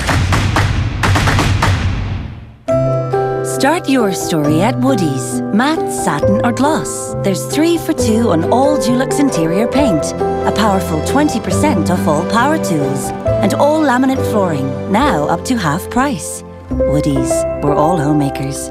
T's and C's and exclusions apply. Imagine this needle is your car. And this record is the road. When you turn the speed up just a little, you come up to hazards quicker. You have less time to react. If you hit a pedestrian at 50 kilometers per hour, there's a 50% chance they'll live. If you hit a pedestrian at 60 kilometers per hour, there's a 10% chance they'll live. If you're going too fast, you can't keep up with the road. Speed kills. So slow down. From the Road Safety Authority. Dreaming of a sunny beach break? Fly Air Arabia direct to Agadir, Morocco's premier sun destination. Flights from Dublin start at €59 one way, including taxes. Book at airarabia.com. Air Arabia, where next? T's and C's apply. Mattresses Delivered will deliver your mattress immediately to any part of Ireland, free. Quality and best prices guaranteed. That's mattresses-delivered.ie. Don't forget the hyphen. T's and C's apply. Hi, I'm Patrick. Over the years, I've suffered terribly from knee and heel pain. I was in a bad way, and even walking was difficult. A friend recommended Foot Solutions. Right from the outset, they seemed to really understand my problem and explained the solutions open to me. They recommended custom-made arch supports and comfortable shoes. I really trusted their expertise and felt confident I was making the right choice. I haven't looked back since, and I'm walking pain-free again. Drop into Foot Solutions or visit footsolutions.ie. Off the ball. This is News Talk. It's turning out to be a desperate afternoon for Ireland over in Cardiff. They trail Wales by 22 points to 0 with an hour gone. Let's go across to Andy Dunn, who is at the Millennium Stadium. It ain't getting any better, Andy. No, it's hard not to be despondent watching it. Pretty deflated. We're kind of getting our ass handed to us on a plate here. We're struggling in every facet of the game. We're struggling on set piece. We're struggling to maintain possession when we have it. We're losing the kicking battle. We're losing the territorial battle. We're losing the scrum. And they're really going after our scrum. They've ambushed us in the scrum. They've brought on their subs bench and they're going hard after furlong, and they've got a scrum 5 metres out from our line. I'm quite worried it might be a score as well with 20 to go. At 22-0 down, this is as bleak as it's been in recent memory, Yeah, it's as bleak, Johnny, as it's been since Joe Schmidt took charge. Yeah, and the worrying part is you see Alan Wynne-Jones before he packs down here, he's touching his head saying, right, let's get our mentality right here. Like, so they're looking to put Ireland to the sword here in terms of what they're trying to do, and really, you know, they not only are they going to win the Grand Slam, but they can also send a marker out for a World Cup here and really take a huge amount of wind out of the Irish sails in terms of their momentum, their confidence, everything that has already taken a massive hit since the England game. And this is this 18 minutes is very important for Irish rugby, but you would fear, based on the body language of the guys in red and the guys in green. The guys in green look a small bit worried and shell-shocked to what they were hoping they were going to be able to do. And this probably puts last week's win over France in a different light as well. Also with the way France struggled to beat Italy today. Yeah. Look, there's a lot of factors in that. France are a shambles. They are a complete shambles. And also, I think Conor O'Shea's in for a bit of undue slack from pundits over the last kind of 3 or 4 weeks. They've put in performances and they've been close. Yes, they haven't got a result that they probably should have by now. But, I think Italy have put teams under pressure that kind of surprised people. But, yeah, the form, if they were horses, the form wouldn't be fantastic now for Ireland at all, to be honest. They're playing like horses, actually. Yeah. Let's go to the Vitality Stadium, see what's happening between Bournemouth and Newcastle. There's been another goal. Alan Lewis. Bournemouth 1, Newcastle 1. Bournemouth back on level terms. Joshua King scoring from the penalty spot after Isaac Hayden was adjudged to have grabbed Nathan Aki inside the penalty area from a corner. The referee, Mike Dean, taking his time but eventually pointing to the spot. Joshua King stepping up, sending the keeper the wrong way. Bournemouth 1, Newcastle 1. So 1-1 there, Bournemouth getting back into the game. Let's see what's happening at Turf Moor, because this possibly the most important of the 3 o'clock kickoffs. Burnley started the day just 2 points outside the relegation zone. They're up against Leicester City. Let's check in with Adam Drury. Burnley 1, Leicester 1. Despite the one-man advantage the home side are having, they're not doing enough to open up the Foxes. They appear to be struggling to spread the play wide, which is making Leicester's job of defending much easier than it probably should be. Burnley did have a penalty appeal turned down when Ashley Barnes' strike appeared to hit the arm of Jonny Evans. The Northern Irishman perhaps getting off lightly there. But thus far, Leicester are doing just enough to hold on, but the Clarets are knocking. At Turf Moor, it's Burnley 1, Leicester 1. Yeah, remember Leicester playing with 10 men since the 4th minute when Harry Maguire was sent off. To the London Stadium, the final one of the 3 o'clock kickoffs in the Premier League is West Ham against Huddersfield. Nigel Bidmead. West Ham 1, Huddersfield 2. All 3 goals coming in the first half, all 3 from set pieces. The scorer of the first goal for Huddersfield, Juninho Bakuna, he's had the best chance in his second half on 54. A shot that was heading for the top corner. Fabianski with a terrific save to turn it over the crossbar. In a desperate attempt to get something going for West Ham, manager Manuel Pellegrini has brought on Javier Hernandez and Sami Nasri. West Ham 1, Huddersfield 2. FA Cup quarter-finals on as well this weekend. Watford through to the last 4. They beat Crystal Palace 2-1 earlier today. At 5:20, Manchester City are away to Swansea at the Liberty Stadium, and then later tonight should be a good game. I think it's live on the BBC as well. Is it? I'm not quite entirely sure what way the schedule is going. At 5-8, Wolves against Manchester United at Molineux will be well worth watching. In the Championship, huge result for the Irish contingent at Sheffield United Massive, earlier. yeah. In your face, Patrick Bamford. Yeah. Beaten 1-0 by Sheffield United. He hasn't not declared yet. Sure. Don't clip that. Don't clip that. Don't clip that. Is that what you overheard him say? When he asked why he didn't declare for Ireland, Bamford cited a news talk piece on the... And a private discussion he had with some friends on Tuesday, which ended up being broadcast.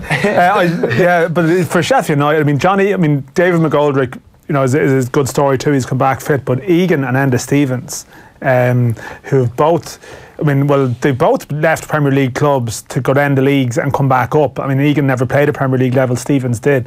But they're actually, they're part of it. Chris Weiler, the manager, has a very defined style, 3 at the back, and honestly, they're doing amazingly well. Will that have any play with McCarthy, and that Stevens and obviously Doherty are basically playing really well at wing back? I think it's a very fair point. And Egan, even as one of a back three, although you'd imagine he plays at the centre of a back three for Sheffield United. You'd imagine Duffy would be the centre of a back three if you played a back three. Right. Coleman on the right, and then could you play Egan on the left side? I think actually you possibly could, or you could play Kevin Long or whoever.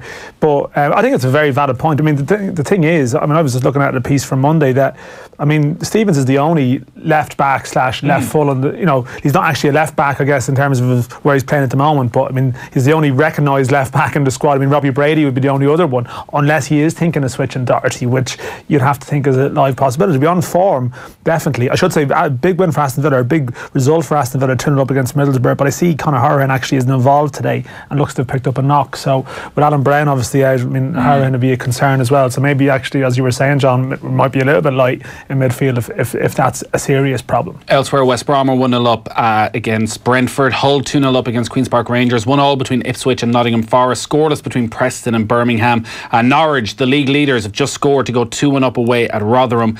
Sheffield Wednesday are leading Blackburn by a goal to nil. Wigan lead Bolton 3-0, and it's scoreless between Stoke and Reading. Elsewhere, looking around Europe, scoreless between Real Madrid and Celta Vigo at the start of the second half in La Liga. Obviously, Zinedine Zidane back in charge at Real. In Scotland, in the Scottish Premiership, Rangers 1-0 down at home against Kilmarnock.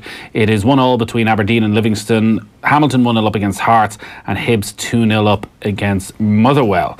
So that's you kind of round the grounds in the Premier League. I'm just thinking, two Irish midfielders in central midfield for Kilmarnock today, Alan Power and Gary Dicker, and the other one who was at Kilmarnock until Christmas was Jack Byrne. You saw Jack Byrne in action last night. Remarkably, for the first time, I'm the only one who went to a League of Ireland game last night. Yeah, everyone was raving about him last night. Oh, absolute Rolls Royce performance in midfield. Yeah, and ran the show. Where was he playing though? I was at Rovers a couple of weeks ago against Dundalk. Now, granted, Sligo were shockingly bad last night. Never got out of their own half, couldn't keep hold of the ball, so it was very, very straightforward for Shamrock Rovers to win the game 3-0. If they'd won it 6-0, it wouldn't have been on just a reflection of their performance.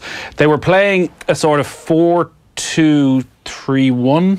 But Byrne is one of the narrow wingers. That's where he's played a bit this season. Roland Finn sort of played out in the right, which I much prefer him out there than playing alongside Bulger as one of the two, where the two of them just seem to do the exact same thing. No, they don't, because Finn doesn't do enough at all defensively, I think. So was it Byrne as the number... I'm trying to think. Byrne is the number 10, and then Carr out on the left-hand side, and Finn Green through the centre front. Yeah, but Byrne basically had a free roll and popped up everywhere. Whereas against Dundalk, there seemed to be nothing but midfielders. He was still very good, I thought, that night against Dundalk when he got on the ball, but it was always midway inside his own half. This time, people will have seen the goal he scored and the link-up play and smashing it in top corner. They had 2 or 3 moments like that in the first half where the quality of the football on the edge of the Sligo area was top class. He's got to be the only player in the League of Ireland right now who might have a sniff of the international team, you'd think. Well, I think the other one you would mention, Sean Murray's getting going at Dundalk as well. By all accounts, Sean Murray was excellent in Derry last week. Scored again, didn't he? And I mean, we spoke about them before the start of the season. The 3 players would have been Murray, Jack Byrne and Forrester. Unfortunately, Forrester just hasn't clicked at all at Pats. But I mean, Jack, it's funny, Jack has come back from Kilmarnock initially, or Kilmarnock more recently, but more so Oldham, I guess, the lower leagues.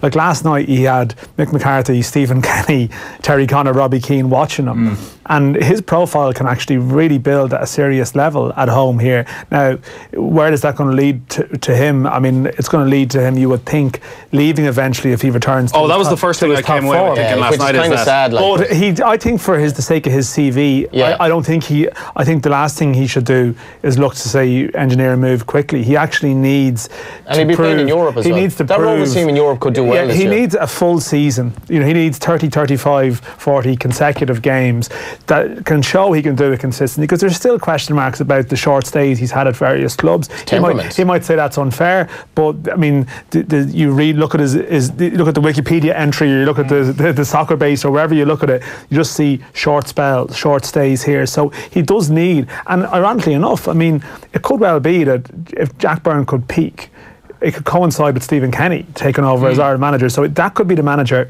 that he might need to impress, really, with a realistic view to his Irish career. And certainly I know that when he joined Shamrock Rovers, I think that line of thinking existed in terms of people around him. I think they knew that there's an opportunity maybe in 18 months, 2 years time, realistically. Fair play as well to Mick McCarthy. Like, he's going to games nearly week in, week out at the moment. He's going to more games than we are, and he's obviously not doing it purely out of tokenism. Well, he's making instinctive decisions. Like, he named that 38-man squad, but then he's gone to watch Charlton play Portsmouth, and Josh Cullen has all of a sudden been propelled. Yeah, Josh Cullen's been propelled. So I mean, that 38-man squad initially really was a nonsense. Stephen Kenny was actually in the airport on the way over, I think on the Monday or the Tuesday at Cheltenham. What was he saying to his mates? I think He had a tea. Doesn't like coffee. And this is very harsh now. I only mentioned it as I reiterated because he actually said something in the public subsequently. So screw the lot of it, including you, Johnny. You can't drag me into it. I'm only watching the match. Wales have kicked another penalty. Let's go quickly, Dandy Dunn, because there's 9 minutes left at the Millennium Stadium. Wales 25, Ireland 0. Like, this has gone far worse than anyone could have ever imagined, Andy. It is, yeah. It's pretty horrible watching. 25-0, 8 minutes to go. We do have a penalty into the corner. Sexton's kicked it about. Kick it over the bar. Yeah, unfortunately he's actually kicked it about 5 metres. So we're still about 15 metres away from the try line. But the overwhelming, and Sexton's just been subbed off for Jack Carty, probably one of his worst games in an Irish shirt, unfortunately for Johne, and a number of senior players very conspicuous in their absence. Peter O'Mahony, Gary Ringrose have a very, very little influence.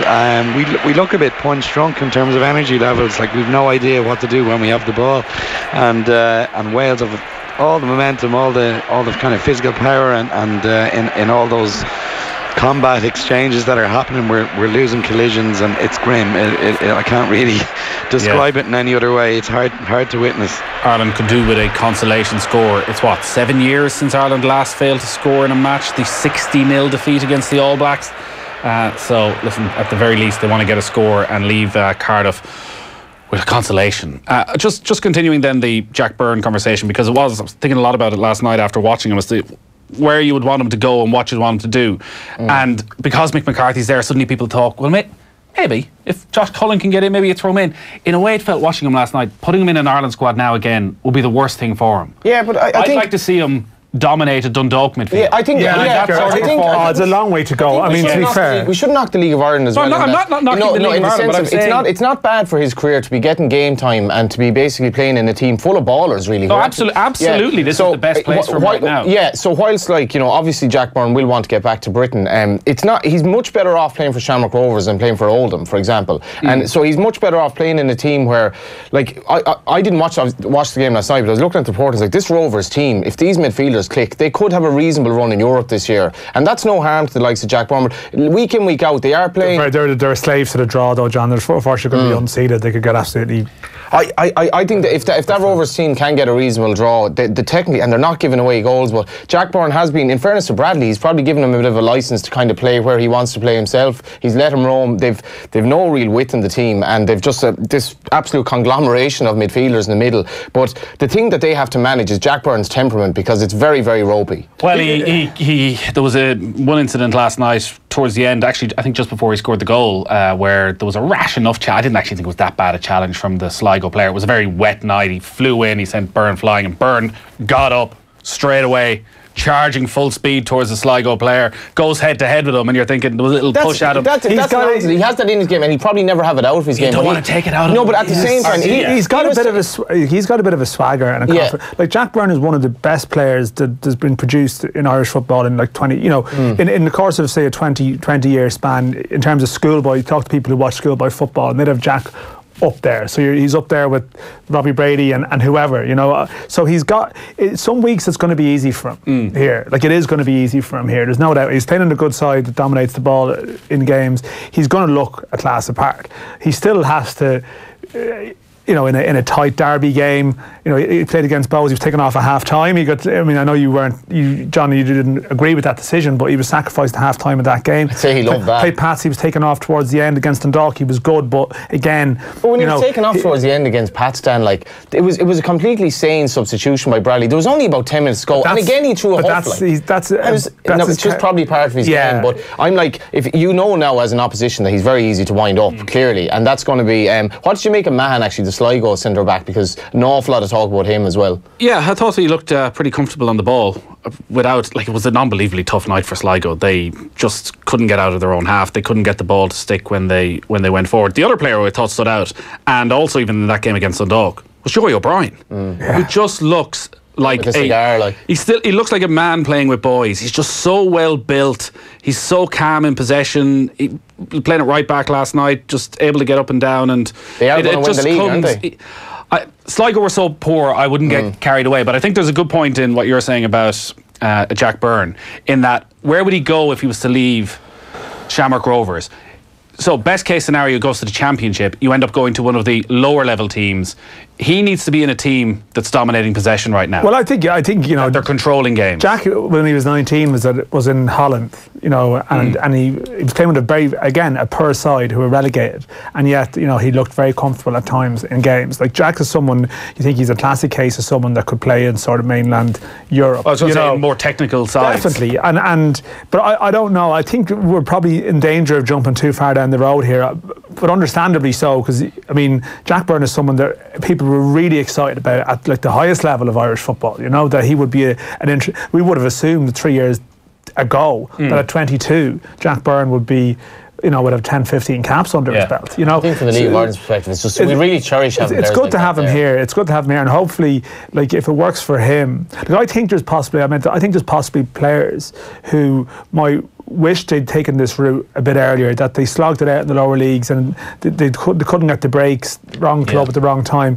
Like Jack will get a massive profile boost, which will probably wind up players in the lower leagues in England who are doing very well. I know for a fact that it would, but still, for him, no one can doubt his ability. He's also living at home, Nathan. You know, he's living at home in Dublin, which shouldn't be underestimated. And I made the point during the week about going to Cheltenham, and I had tickets to leave in for someone, and at the ticket desk they're like, we can't take tickets for someone else. Where would we hold them? And I was like, it's not my dog. It's like 2 tickets. Is this an attack on England, the country, John? England and Ireland are 2 very different places, and he's probably happy to be home. Yeah, and I would say as well, I've been going to Shamrock Rovers sort of intermittently since I moved out to that neck of the woods, and that was the best I've seen them play in the last 3 years. Were your kids energised by this game? Did they get into it? Well, we sat. One of your kids did feature in the video you're recording. He said take a picture of me, take a video of me. Sticking his tongue out, and then I heard a sort of a noise coming. The Shamrock Rovers on the attack. I just flick around, and there Jack Byrne's whacking one in from 25 yards. We had to sit in 3 different parts of the stadium at different stages of the game. Was that part of their challenge? To follow the Shamrock Rovers attack, but also because we were just annoying all the people around us. Right. What was the crowd like? Big crowd again. I'd say it was about 3,500 there. Good crowd, and Derry was nearly sold out. Miserable night, but definitely well working out to watch Shamrock Rovers at the moment. Let's quickly go to the London Stadium. A goal between West Ham and Huddersfield. Nigel Bidmead.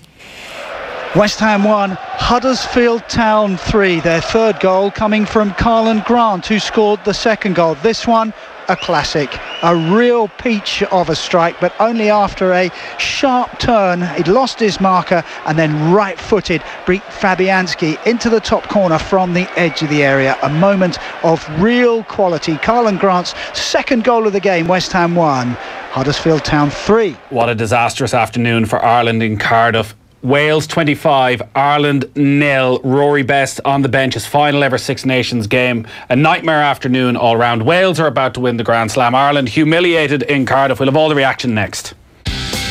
Off the ball on News Talk. A load of grannies saw him and were like wild horses running towards them, and he just switched it on straight away. He was like, "Oh, here we go, the Blue Rinse Brigade. How is, ladies?" I thought 90210 would have been much more Leo's speech. You know what I mean? A whole load of posh lads who are totally out of touch with real life. You know what I mean? Hear the full You Couldn't Make It Up podcast at newstalk.com and on the News Talk app. in partnership with Tesco. Can I get a receipt? Yep. This is it. After years of been rolled up within an inch of my life, it's finally happening. I'm free! There you go. What? Oh, you might have me for a minute, buddy, but not for long. Where's it gonna be? The wallet? The bag? Or the pocket, eh? There's your first mistake. This won't hold me for long, pal. Receipts have a mind of their own. Go paperless and manage your travel expenses online with My Taxi Business. Make the smarter choice at mytaxi.com. Spring into style at Pamela Scott with 20% off. Our spring event is now on in all stores nationwide and online at pamelascott.com. Come in store and receive 20% off all full price items only. Event ends Monday 18th of March. Spring event now on at Pamela Scott, Ashley Reeves and Lisa Perkins and online at pamelascott.com. Class, listen up. Mental maths. If the school won €50,000, how could we spend it? Sean? A new playground, rugby balls. Or a rugby pitch on the moon. Why there? Plenty of space. Spend €30 in Aldi and collect Irish rugby stickers for your primary school's chance to win €50,000 for playing facilities. Aldi, official supermarket of the IRFU. Full details at aldi.ie/play rugby. Promotion open from the 28th of January to the 7th of April 2019. Dreaming of a sunny beach break? Fly Air Arabia direct to Agadir, Morocco's premier sun destination. Flights from Dublin start at €59 one way, including taxes. Book at airarabia.com. Air Arabia. Where next? T's and C's apply. Mastered over 120 years, Opel is the German car brand that pairs a perfectly sculpted model range with our most efficient engines yet. Come and discover our latest addition, the Opel Grandland X, the impressive and affordable German SUV. Yours with 0% PCP or HP finance from now until the end of March. See the Grandland X and our full SUV range at Opel's 120-year anniversary event at your Opel dealership now. Opel, made in Germany, built for Ireland. Lending criteria, terms and conditions apply. Hire purchase agreement provided by Bank of Ireland Trading as Bank of Ireland Finance. Based on the amazing true story Ladies and gentlemen, we're the fisherman's friends. of 10 ordinary fishermen What kind of music were they singing? The rock and roll of 1752. who did something extraordinary. I can secure you a record deal. Critics are calling it the feel-good film of the year. I can't take a punt on Popeye and his pals. Remember what the well-known Irish singer said? I may be plain old Paul Hewson from Dublin. Put a pair of shades on. I'm Bonio. Oh no, you pillock. Fisherman's Friends, in cinemas now, rated 12A. It can take just seconds to lose everyone you love. Seconds to see your life destroyed before your eyes. Hannah had a home and family once, but it was ripped away from her. No time to escape, no time to hide. The war in Syria taking everything away from her. But this Lent you can help change the life of Syrians like Hannah. Donate now on trocra.org or call 1-850-408-408. Trocra, until love conquers fear. How are you, football fans? Tomorrow, you can stream Fulham v Liverpool and Everton v Chelsea. That's an amazing Paddy's Day lineup for a one-off payment of just €10. To grab a Now TV Sky Sports Day Pass and only pay for the games that matter to you, search Now TV today. Content streamed via internet, full terms at nowtv.com. Get brilliant deals in the Curry's PC World Bank Holiday Flash Sale. Like laptops from just $159 and 32-inch smart TVs from just $170. Check out our lowest ever prices on our great range of gaming laptops and consoles. And get savings of up to €250 on premium LG washing machines. Or save €140 on the A-rated AEG Steam Bake Oven, now only $339. But hurry, Bank Holiday Sale ends Monday. At Curry's PC World, we help you get it right. T's and C's apply. The Screwfix St. Patrick's Day 3-day event is now on and packed with great savings. Like 15% off Myra Elite QT showers and a Mountfield petrol lawnmower for just €184.95, saving you €47. But hurry, the event ends Sunday 17th of March. Don't forget, you'll also get free delivery on orders over €70. There are over 20,000 reasons to rely on screwfix.ie. Screwfix, here when you need us. While stocks last, price is valid until 17th of March. Visit screwfix.ie for delivery, fee info and T's and C's. This St. Patrick's weekend, your luck could be in with the Lotto Plus €1,000,000 raffle. Play Lotto Plus tonight for your chance to share an extra €1,000,000 guaranteed. And you could be turning those nightmare wheels into your dream ride. Just ask for Lotto with Lotto Plus. Play responsibly in-app, in-store or at lottery.ie. All professional bus and truck drivers are required to hold a driver's certificate of professional competence, driver's CPC. To keep it, you must complete at least one training day per year. Truck drivers, this is the 5th and final year in the current CPC training cycle. Complete your 5th day of CPC training before August so you can receive your CPC card before the 10th of September. To find an RSA-approved driver CPC trainer, visit rsa.ie. From the Road Safety Authority. Off the ball. This is News Talk. Wales have won the Grand Slam, a humiliating afternoon for Ireland in Cardiff. Wales have won the game by 26 points to 7. Ireland avoided a first 5 Six Nations whitewash in 38 years with a final play of the game try from Jordan Larmour, but this was a victory that was long since sealed for Wales. They have ripped Ireland to pieces, and Wales have won a third Grand Slam of the Warren Gatland era, equalling the amount of Grand Slams Ireland have won in their entire history. Whew, that was a bad day at the office. Yeah, it was a tough watch, to be fair. I thought, as I said at half time, I thought it was going to be a belter of a game when they scored so early, and Ireland, when Johne put in that cross field to Stockdale, I was like, right, this is going to be a humdinger, and literally that was it. That was as much as we got. We had a sustained period of pressure before Jordan Lamar got his try, and we were probably in the 22 for 3 or 4 minutes. Lack of kind of ideas and kind of Ireland's thought process of, you know, getting up around the corner in the 22, building tempo, getting around the corner. They were low on energy. The only two people that really had the energy were Dave Kilcoyne and Jack Conan, who had some energy at one stage. You saw Dave Kilcoyne came around the corner and he's actually trying to drag lads with him. They're all the wrong side of the ball. It was just, it was an inaccurate display, and I know we weren't probably on the right side of the referee, but that was probably down to our own ill discipline and decision making at ruck time. We got really, we got penalised in that area. Let's go to the Millennium Stadium because Andy Dunn made the trip to Cardiff. Andy, is humiliating going too far for what's happened to Ireland today? No, I think they'll feel humiliated going off the field in terms of the manner of the defeat, very similar to the manner in which we lost to England. They're great fellas, the Irish lads. They're brave to a fault. They didn't run out the gate in terms of not showing an effort or courage. I just think they look to me like a group that is punch drunk in terms of what's being asked of them. I think they have a far too restrictive game plan that it demands too much. There are too much rucks. I've said it for quite a long period of time, and there's a shelf life in terms of success of playing that way. And it seems all the international coaches, certainly those in the Six Nations, went away and analysed what we did in 2018 and worked out pretty quickly that if you match us physically, we don't have a lot else in the locker in terms of our plan.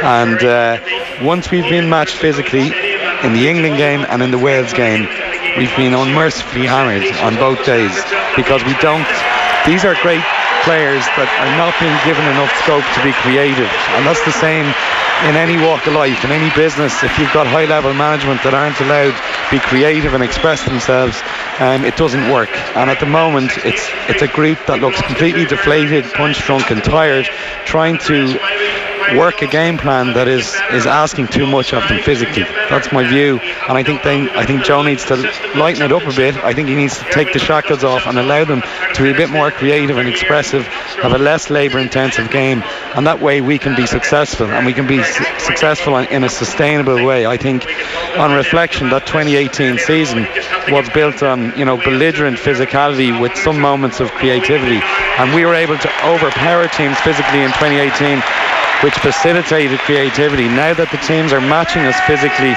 we don't seem to have that option of creativity anymore, and it's grim viewing. It's hard to watch great players humiliated walking off the field with their heads down, kind of bruised and battered, and I think we need to absolutely review the style with which we play and the style with which Joe is coaching us. He coached the Leinster side with great success, playing a different type of rugby, and he's capable of doing it. I think he needs to go back and look at himself and say, what can he do to change? Because if he persists with this plan, it ain't going to work in the World Cup.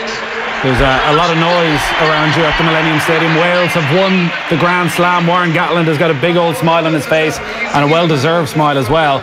What are you seeing in front of you? Well, I mean, a sea of red. A lot of Warren Gatland on the big screen. Like you said, a smile from ear to ear. That guy has won 3 Grand Slams as a coach, which is quite incredible as an achievement.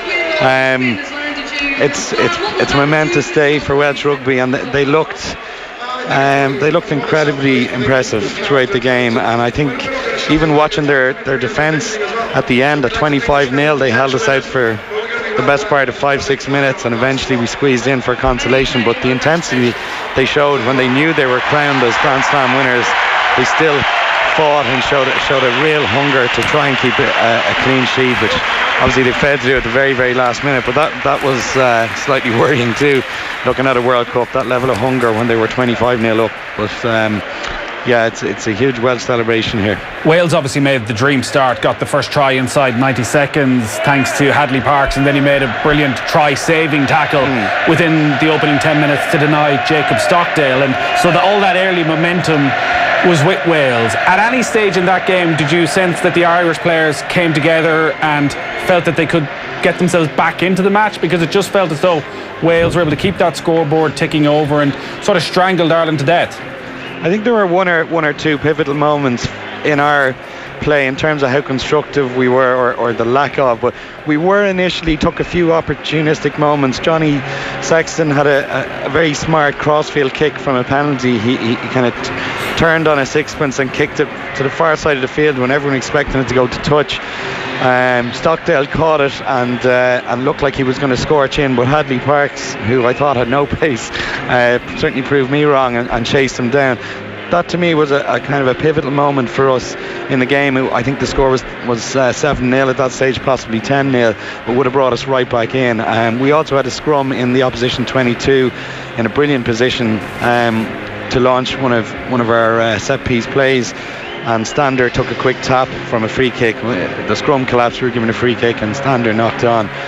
Those were two key moments in the first half where momentum may have shifted. After that, at no point in time did I see any willingness to do something different. There was unfortunately one-out runners being sent into a red brick wall defence repeatedly, and it was cruel. It was watching brave players running in doing the same thing again and again and getting the same result. And a bunch of guys who walked off the field looking pretty battered and bruised. It was hard to watch.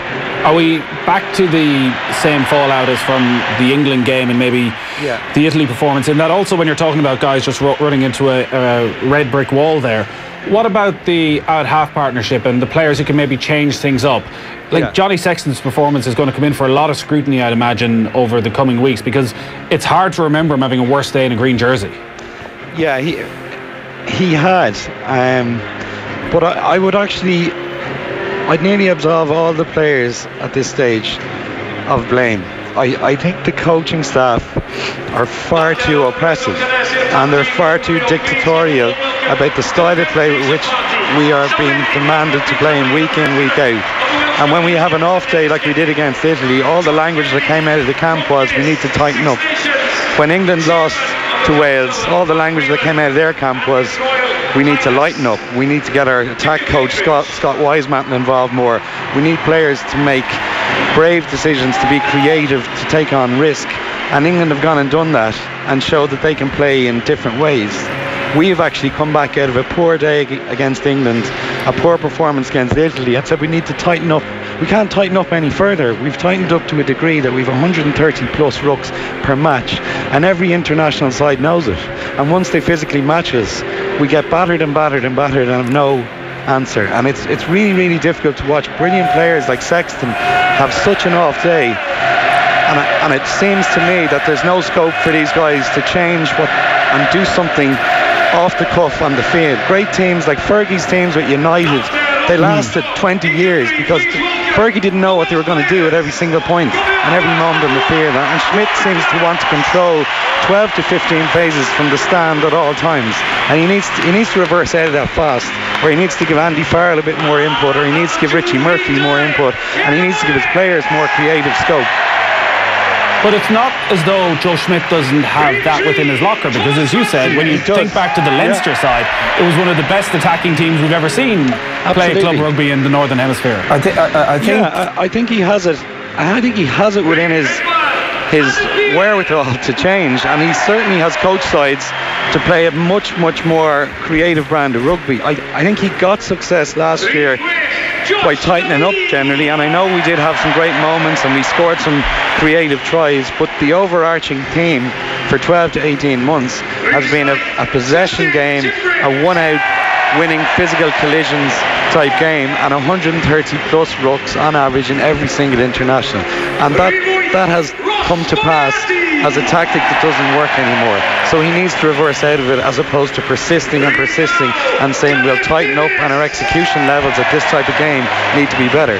It's not the execution levels. The players, if you look at that game today live and watch great players like that looking so poor, there's something else going on underneath it. They either don't believe in that game plan themselves anymore, they're too knackered to perform it at a successful regular level, or they just need to be freed up a little. And I think it's option 3. I think for me, there is scope to be creative within his system, remember, like, the thing about coaching is everyone has a coaching process and a coaching theory that they themselves believe in. I think Joe Smith has probably, for me, what I've been most disappointed about is actually Ireland's first 3 or 4 phases of set piece. And I think that is where Joe Smith gets his go forward ball there, which allows then, which put the defence on their back foot. So you can go into your defence, you can go into your multi-phase and be really aggressive and ball carrying, being very comfortable for holding the ball for long periods of time. The big issue for me is over the last 6 or 7 weeks is we haven't seen that creativity. We saw it once today where they put three phases together. They did a double hit and then they came back blind and they had a wraparound, and Keith Earls we end up making 20, 25, 30 yards there in that set phase, and then we get into our multi-phase game. But there's been a lack of that for me over the last 5 games, which I think has been the issue. That's where the creativity within Joe's system has always come for the last 8-9 years since he's been a coach in Ireland, and I think that is what is lacking for that. And to be fair, I think the players have to take some responsibility there, because we haven't been accurate at set piece. How can you build those? How can you be creative when you've got no set piece ball? I think we lost our line out, we've lost our scrum ball, and we've been on the back foot on our first phase, which then doesn't allow us to be creative in those first 3 or 4 phases. Does that feed into what Andy's been saying? And in fairness, Andy's been very consistent about this, which isn't easy when Ireland are winning Grand Slams and beating the All Blacks, about the physicality.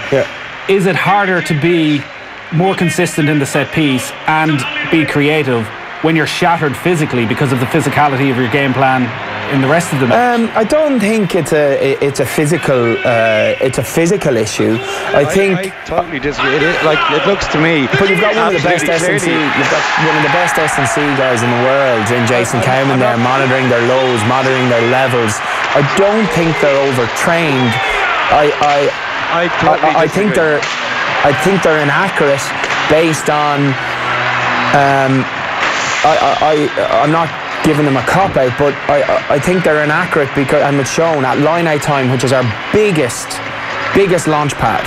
We're inaccurate. If you run into a brick wall 140 times, see how creative and accurate you're going to be next week. Yeah, but I think, I think whether you get your movement right or make the wrong calls in the first 5 or 6 minutes of the game, when you're fresh, I don't think that's...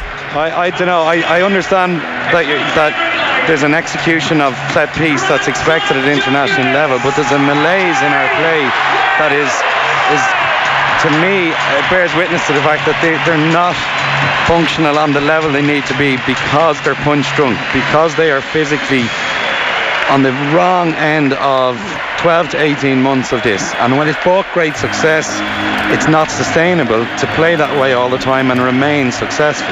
But they're they're the most looked after players in the world. They play the least amount of games on the field, with 130 rucks per match or 140 at times and more. They're well looked after off the field, but if you look at all the other international sides who are winning games with 60 less rucks per match, they're more well looked after on the field. So I mean, you can wrap people in cotton wool off the field, but if you ask them to do something that strains every fabric of their physical being on a weekly basis, at some point you can't sustain it. And but they only play a max of 5 games in 8 weeks. A max of 5, possibly in, they never play. Irish internationals very rarely play more than 3 games in a row in 3 weeks in succession. There's an awful lot of background noise, Andy. What we might do actually is, because it's a really interesting conversation and I want to come back to it, is you might stick with us for a couple of minutes and we'll let the celebrations just wind down a little bit at a packed Millennium Stadium where Wales have just lifted the Six Nations title. They're Grand Slam winners. They have battered Ireland by 25 points to 7 in Cardiff. We will get the football full times and then we'll come back to this conversation with the two lads when we can actually really hear what Andy's saying. He's definitely trying to butt in. We can't really get a full... I think we got a good gist of what he's talking about. Let us know what you think as well. 53106 is the text number, at Off the Ball on Twitter. If you have thoughts, and I'm sure everyone has thoughts, we might even get the thoughts of newly crowned rugby man Johnny Ward, who came That's what happened. That's what happened. Everything was going fine, and then Johnny Ward got interested. Up at the RDS on a Friday night, and the whole thing's gone. Story of life itself. Suddenly, all the lads are spending half their day backing horses and not concentrating on what they're meant to be doing. Johnny is to blame. Let's go to Turf Moor because there was late drama in the Premier League match of Burnley and Leicester City. Adam Drury. A last-minute winner from Wes Morgan earned a 2-1 win for Leicester over Burnley. The Foxes spent 86 minutes down to 10 men after Harry Maguire was sent off for bringing down Goodmanson, and he was the last man. But the Foxes took the lead in the 33rd minute with a brilliant James Maddison free kick. That lead lasted just 4 minutes as Dwight McNeil levelled the scores, and then in the 90th minute, Wes Morgan rose to head home a Tillerman's cross, earning all 3 points for the Foxes. Full-time at Turf Moor, it finished Burnley 1, Leicester 2. Yeah, disaster for Burnley conceding that late goal. It means they are still just 2 points above the relegation zone, and they have now played a game more. That's a shocker. They hadn't lost a game in 2019, and now they've lost, I think, 4 on the bounce. It's just momentum at the wrong time. Yeah, and they were really dreadful last Sunday, like offered nothing. So that is the full time there. Burnley just outside the relegation zone. Let's go to West Ham because there's been drama in all 3 Premier League games laid on. No shortage of it at the London Stadium either between West Ham and Huddersfield. Nigel Bidmead. West Ham United 4, Huddersfield Town 3. 2 headers late on from Javier Hernandez secured what at one stage were an unlikely 3 points for West Ham. Mark Noble put the Hammers ahead from the spot. Juninho Bacuna immediately equalised with a header. Carlin Grant then scored twice for Huddersfield, the second a peach of a goal, before Angelo Ogbonna pulled one back for West Ham with a header from a corner. Then Hernandez took centre stage, his first a diving header, the second a glancing header. West Ham 4, Huddersfield 3. I want to just point something out here. I said this to the boy McDonnell and the boy Kilban. I said at the start of the season I'm tipping Preston at 10-1 to get promoted, right? And they said they've absolutely no chance. What's happened, Dan? They're 7th. Yeah. But Sean Maguire. They've got a 98-minute goal today, or I think it was after the 98-minute injury time goal at home to Birmingham. Shawnee Maguire. Wow. So that puts Preston, as it stands, 7th, level with Aston Villa, who've beaten Middlesbrough today comfortably. I think the significant thing is that Middlesbrough are starting to bomb a bit. Preston won against Middlesbrough last week and they've won today. And Derby have started to struggle. And we talk about momentum in all sports, at all, peaking at the right time. Villa and Preston are hitting, they're firing up at the right stage. There are 8 games to go now, whereas the likes of Middlesbrough and Derby are struggling. Bristol City have had a few ropey results lately. So the playoff picture in the championship, but I think for Shawnee coming into Ireland duty, massive goal, gives them a great chance. You would expect that he will start in Gibraltar. Him and McGoldrick are the two form options. They could link up together. Villa are into the playoff places as well with that 3-0 win over Middlesbrough. Who've had a really bad week, losing to Preston in midweek. I found myself actually watching the first half an hour of that game. It was absolutely shocking football. Middlesbrough poor, yeah. Well, let's go to the Vitality Stadium. Late goals there as well between Bournemouth and Newcastle. Alan Lewis. It's finished Bournemouth 2, Newcastle 2. A dramatic finish to this one with a deep into stoppage time equaliser from Matt Ritchie to send Newcastle back up to the northeast with a point. Salomon Rondon's free kick in the first half stoppage time had given Newcastle the lead. Bournemouth were level just 2 minutes after the restart when Joshua King scored from the penalty spot after Nathan Aki was dragged down in the box. Only a brilliant goal line clearance by Paul Dummett denied Callum Wilson. Joshua King then got his second half of the afternoon after some good work from Dominic Solanke, but almost with the last kick of the game across from the right hand side fell to Matt Ritchie, who hit the sweetest of half volleys with his left foot to send the ball into the roof of the net, and Newcastle home with a point. Bournemouth 2, Newcastle 2. All right, so they're the full-time scores from the Premier League. Newcastle 7 points clear of the relegation zone. We are going to take a very quick break and we'll head back to the Millennium Stadium and we're going to pick through the pieces of a most difficult afternoon for Joe Schmidt and the Irish rugby team, because celebrations ongoing. Wales, Grand Slam champions. They have thrashed Ireland by 25 points to 7. Analysis to come from Johnny Murphy in studio. I didn't want to be here at all. Can we go? Well, you've added very little. I think we can all agree with that. aside from literally ruining the chances of Patrick Bamford ever playing. He's revealed a couple of private discussions. He interrupted us with some live commentary of a race from another channel, which didn't go very well either. Didn't go well. So, all right, brought some joy to the proceedings. You're definitely free to go, Johnny. Great to be back. Thanks for coming in. You've enlightened the nation as always. So Johnny Murphy's going to stay with us. Andy Dunn is at the Millennium Stadium. We're going to pick through the pieces of that. Some really good stuff from the two lads already, but we'll take a quick break. Join the conversation. Text us on 53106. Texts cost 30 cents.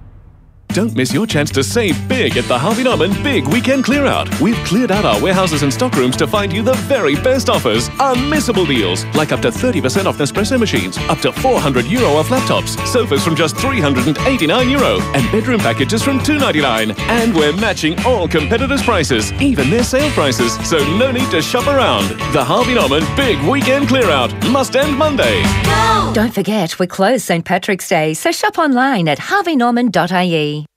Mattresses Delivered will deliver your mattress immediately to any part of Ireland, free. Quality and best prices guaranteed. That's mattresses-delivered.ie. Don't forget the hyphen. T's and C's apply. Football Index is reinventing football betting. You can buy and sell the world's top players. Their value may go up and down, but it's not over with the final whistle like a regular bet. Football Index, reinventing football betting. Start building your portfolio today at footballindex.co.uk or download the app now. New customers only, minimum deposit and conditions apply. Gamble responsibly. At the Plaza Group, winning national awards are always nice, like the best motorway service station and best forecourt facilities at the Galway Plaza. But ensuring you're a happy customer is the real prize for us. Quality fuel and forecourts, Supermax, Papa John's Pizza, Super Subs, Spar, Beauty's Coffee and Max Place Deli make us part of your journey. The Plaza Group, Galway Plaza, Barack Obama Plaza, Tip Town Plaza, Mallow N20 Plaza and Charlestown Service Station. Award-winning and part of your community. Enjoy your independent time. Be our guest. Where are the 50 best places to stay in Ireland? Weekend Travel has the ultimate guide. Grub of the Green. Celebrate St. Patrick's Day with updated Irish recipes in Weekend Kitchen. Hunger Game. And in sport, as Ireland head to Wales, Tony Ward assesses if Joe Schmidt or Warren Gatland will leave the greatest legacy on Six Nations rugby. Irish Independent and independent.ie on Saturday. It's your weekend. Trust Ferco Windows and Doors to transform your home, keeping the warmth in and the burglars out. How are you, football fans? Tomorrow, you can stream Fulham v Liverpool and Everton v Chelsea. That's an amazing Paddy's Day lineup for a one-off payment of just €10. To grab a Now TV Sky Sports Day Pass and only pay for the games that matter to you, search Now TV today. Content streamed via internet, full terms at nowtv.com. Nissan's latest innovation is the van that never gets old. Buy any 191 Nissan van and replace it with a new van every 3 years from just €49 per week ex-VAT, with 3 years free motor tax and 3 services. Offer must end 31st of March, so visit nissan.ie. Nissan, innovation that excites. Finance offers for business users only. Finance is provided by AIB Leasing Limited by way of a leasing agreement. Allied Irish Banks plc and AIB Leasing Limited, trading as AIB Finance and Leasing, are regulated by the Central Bank of Ireland. Eligibility, lending criteria, terms and conditions apply. Consider saving on your shopping with the Super Value Real Rewards app. Get a money off voucher on your app every week between now and the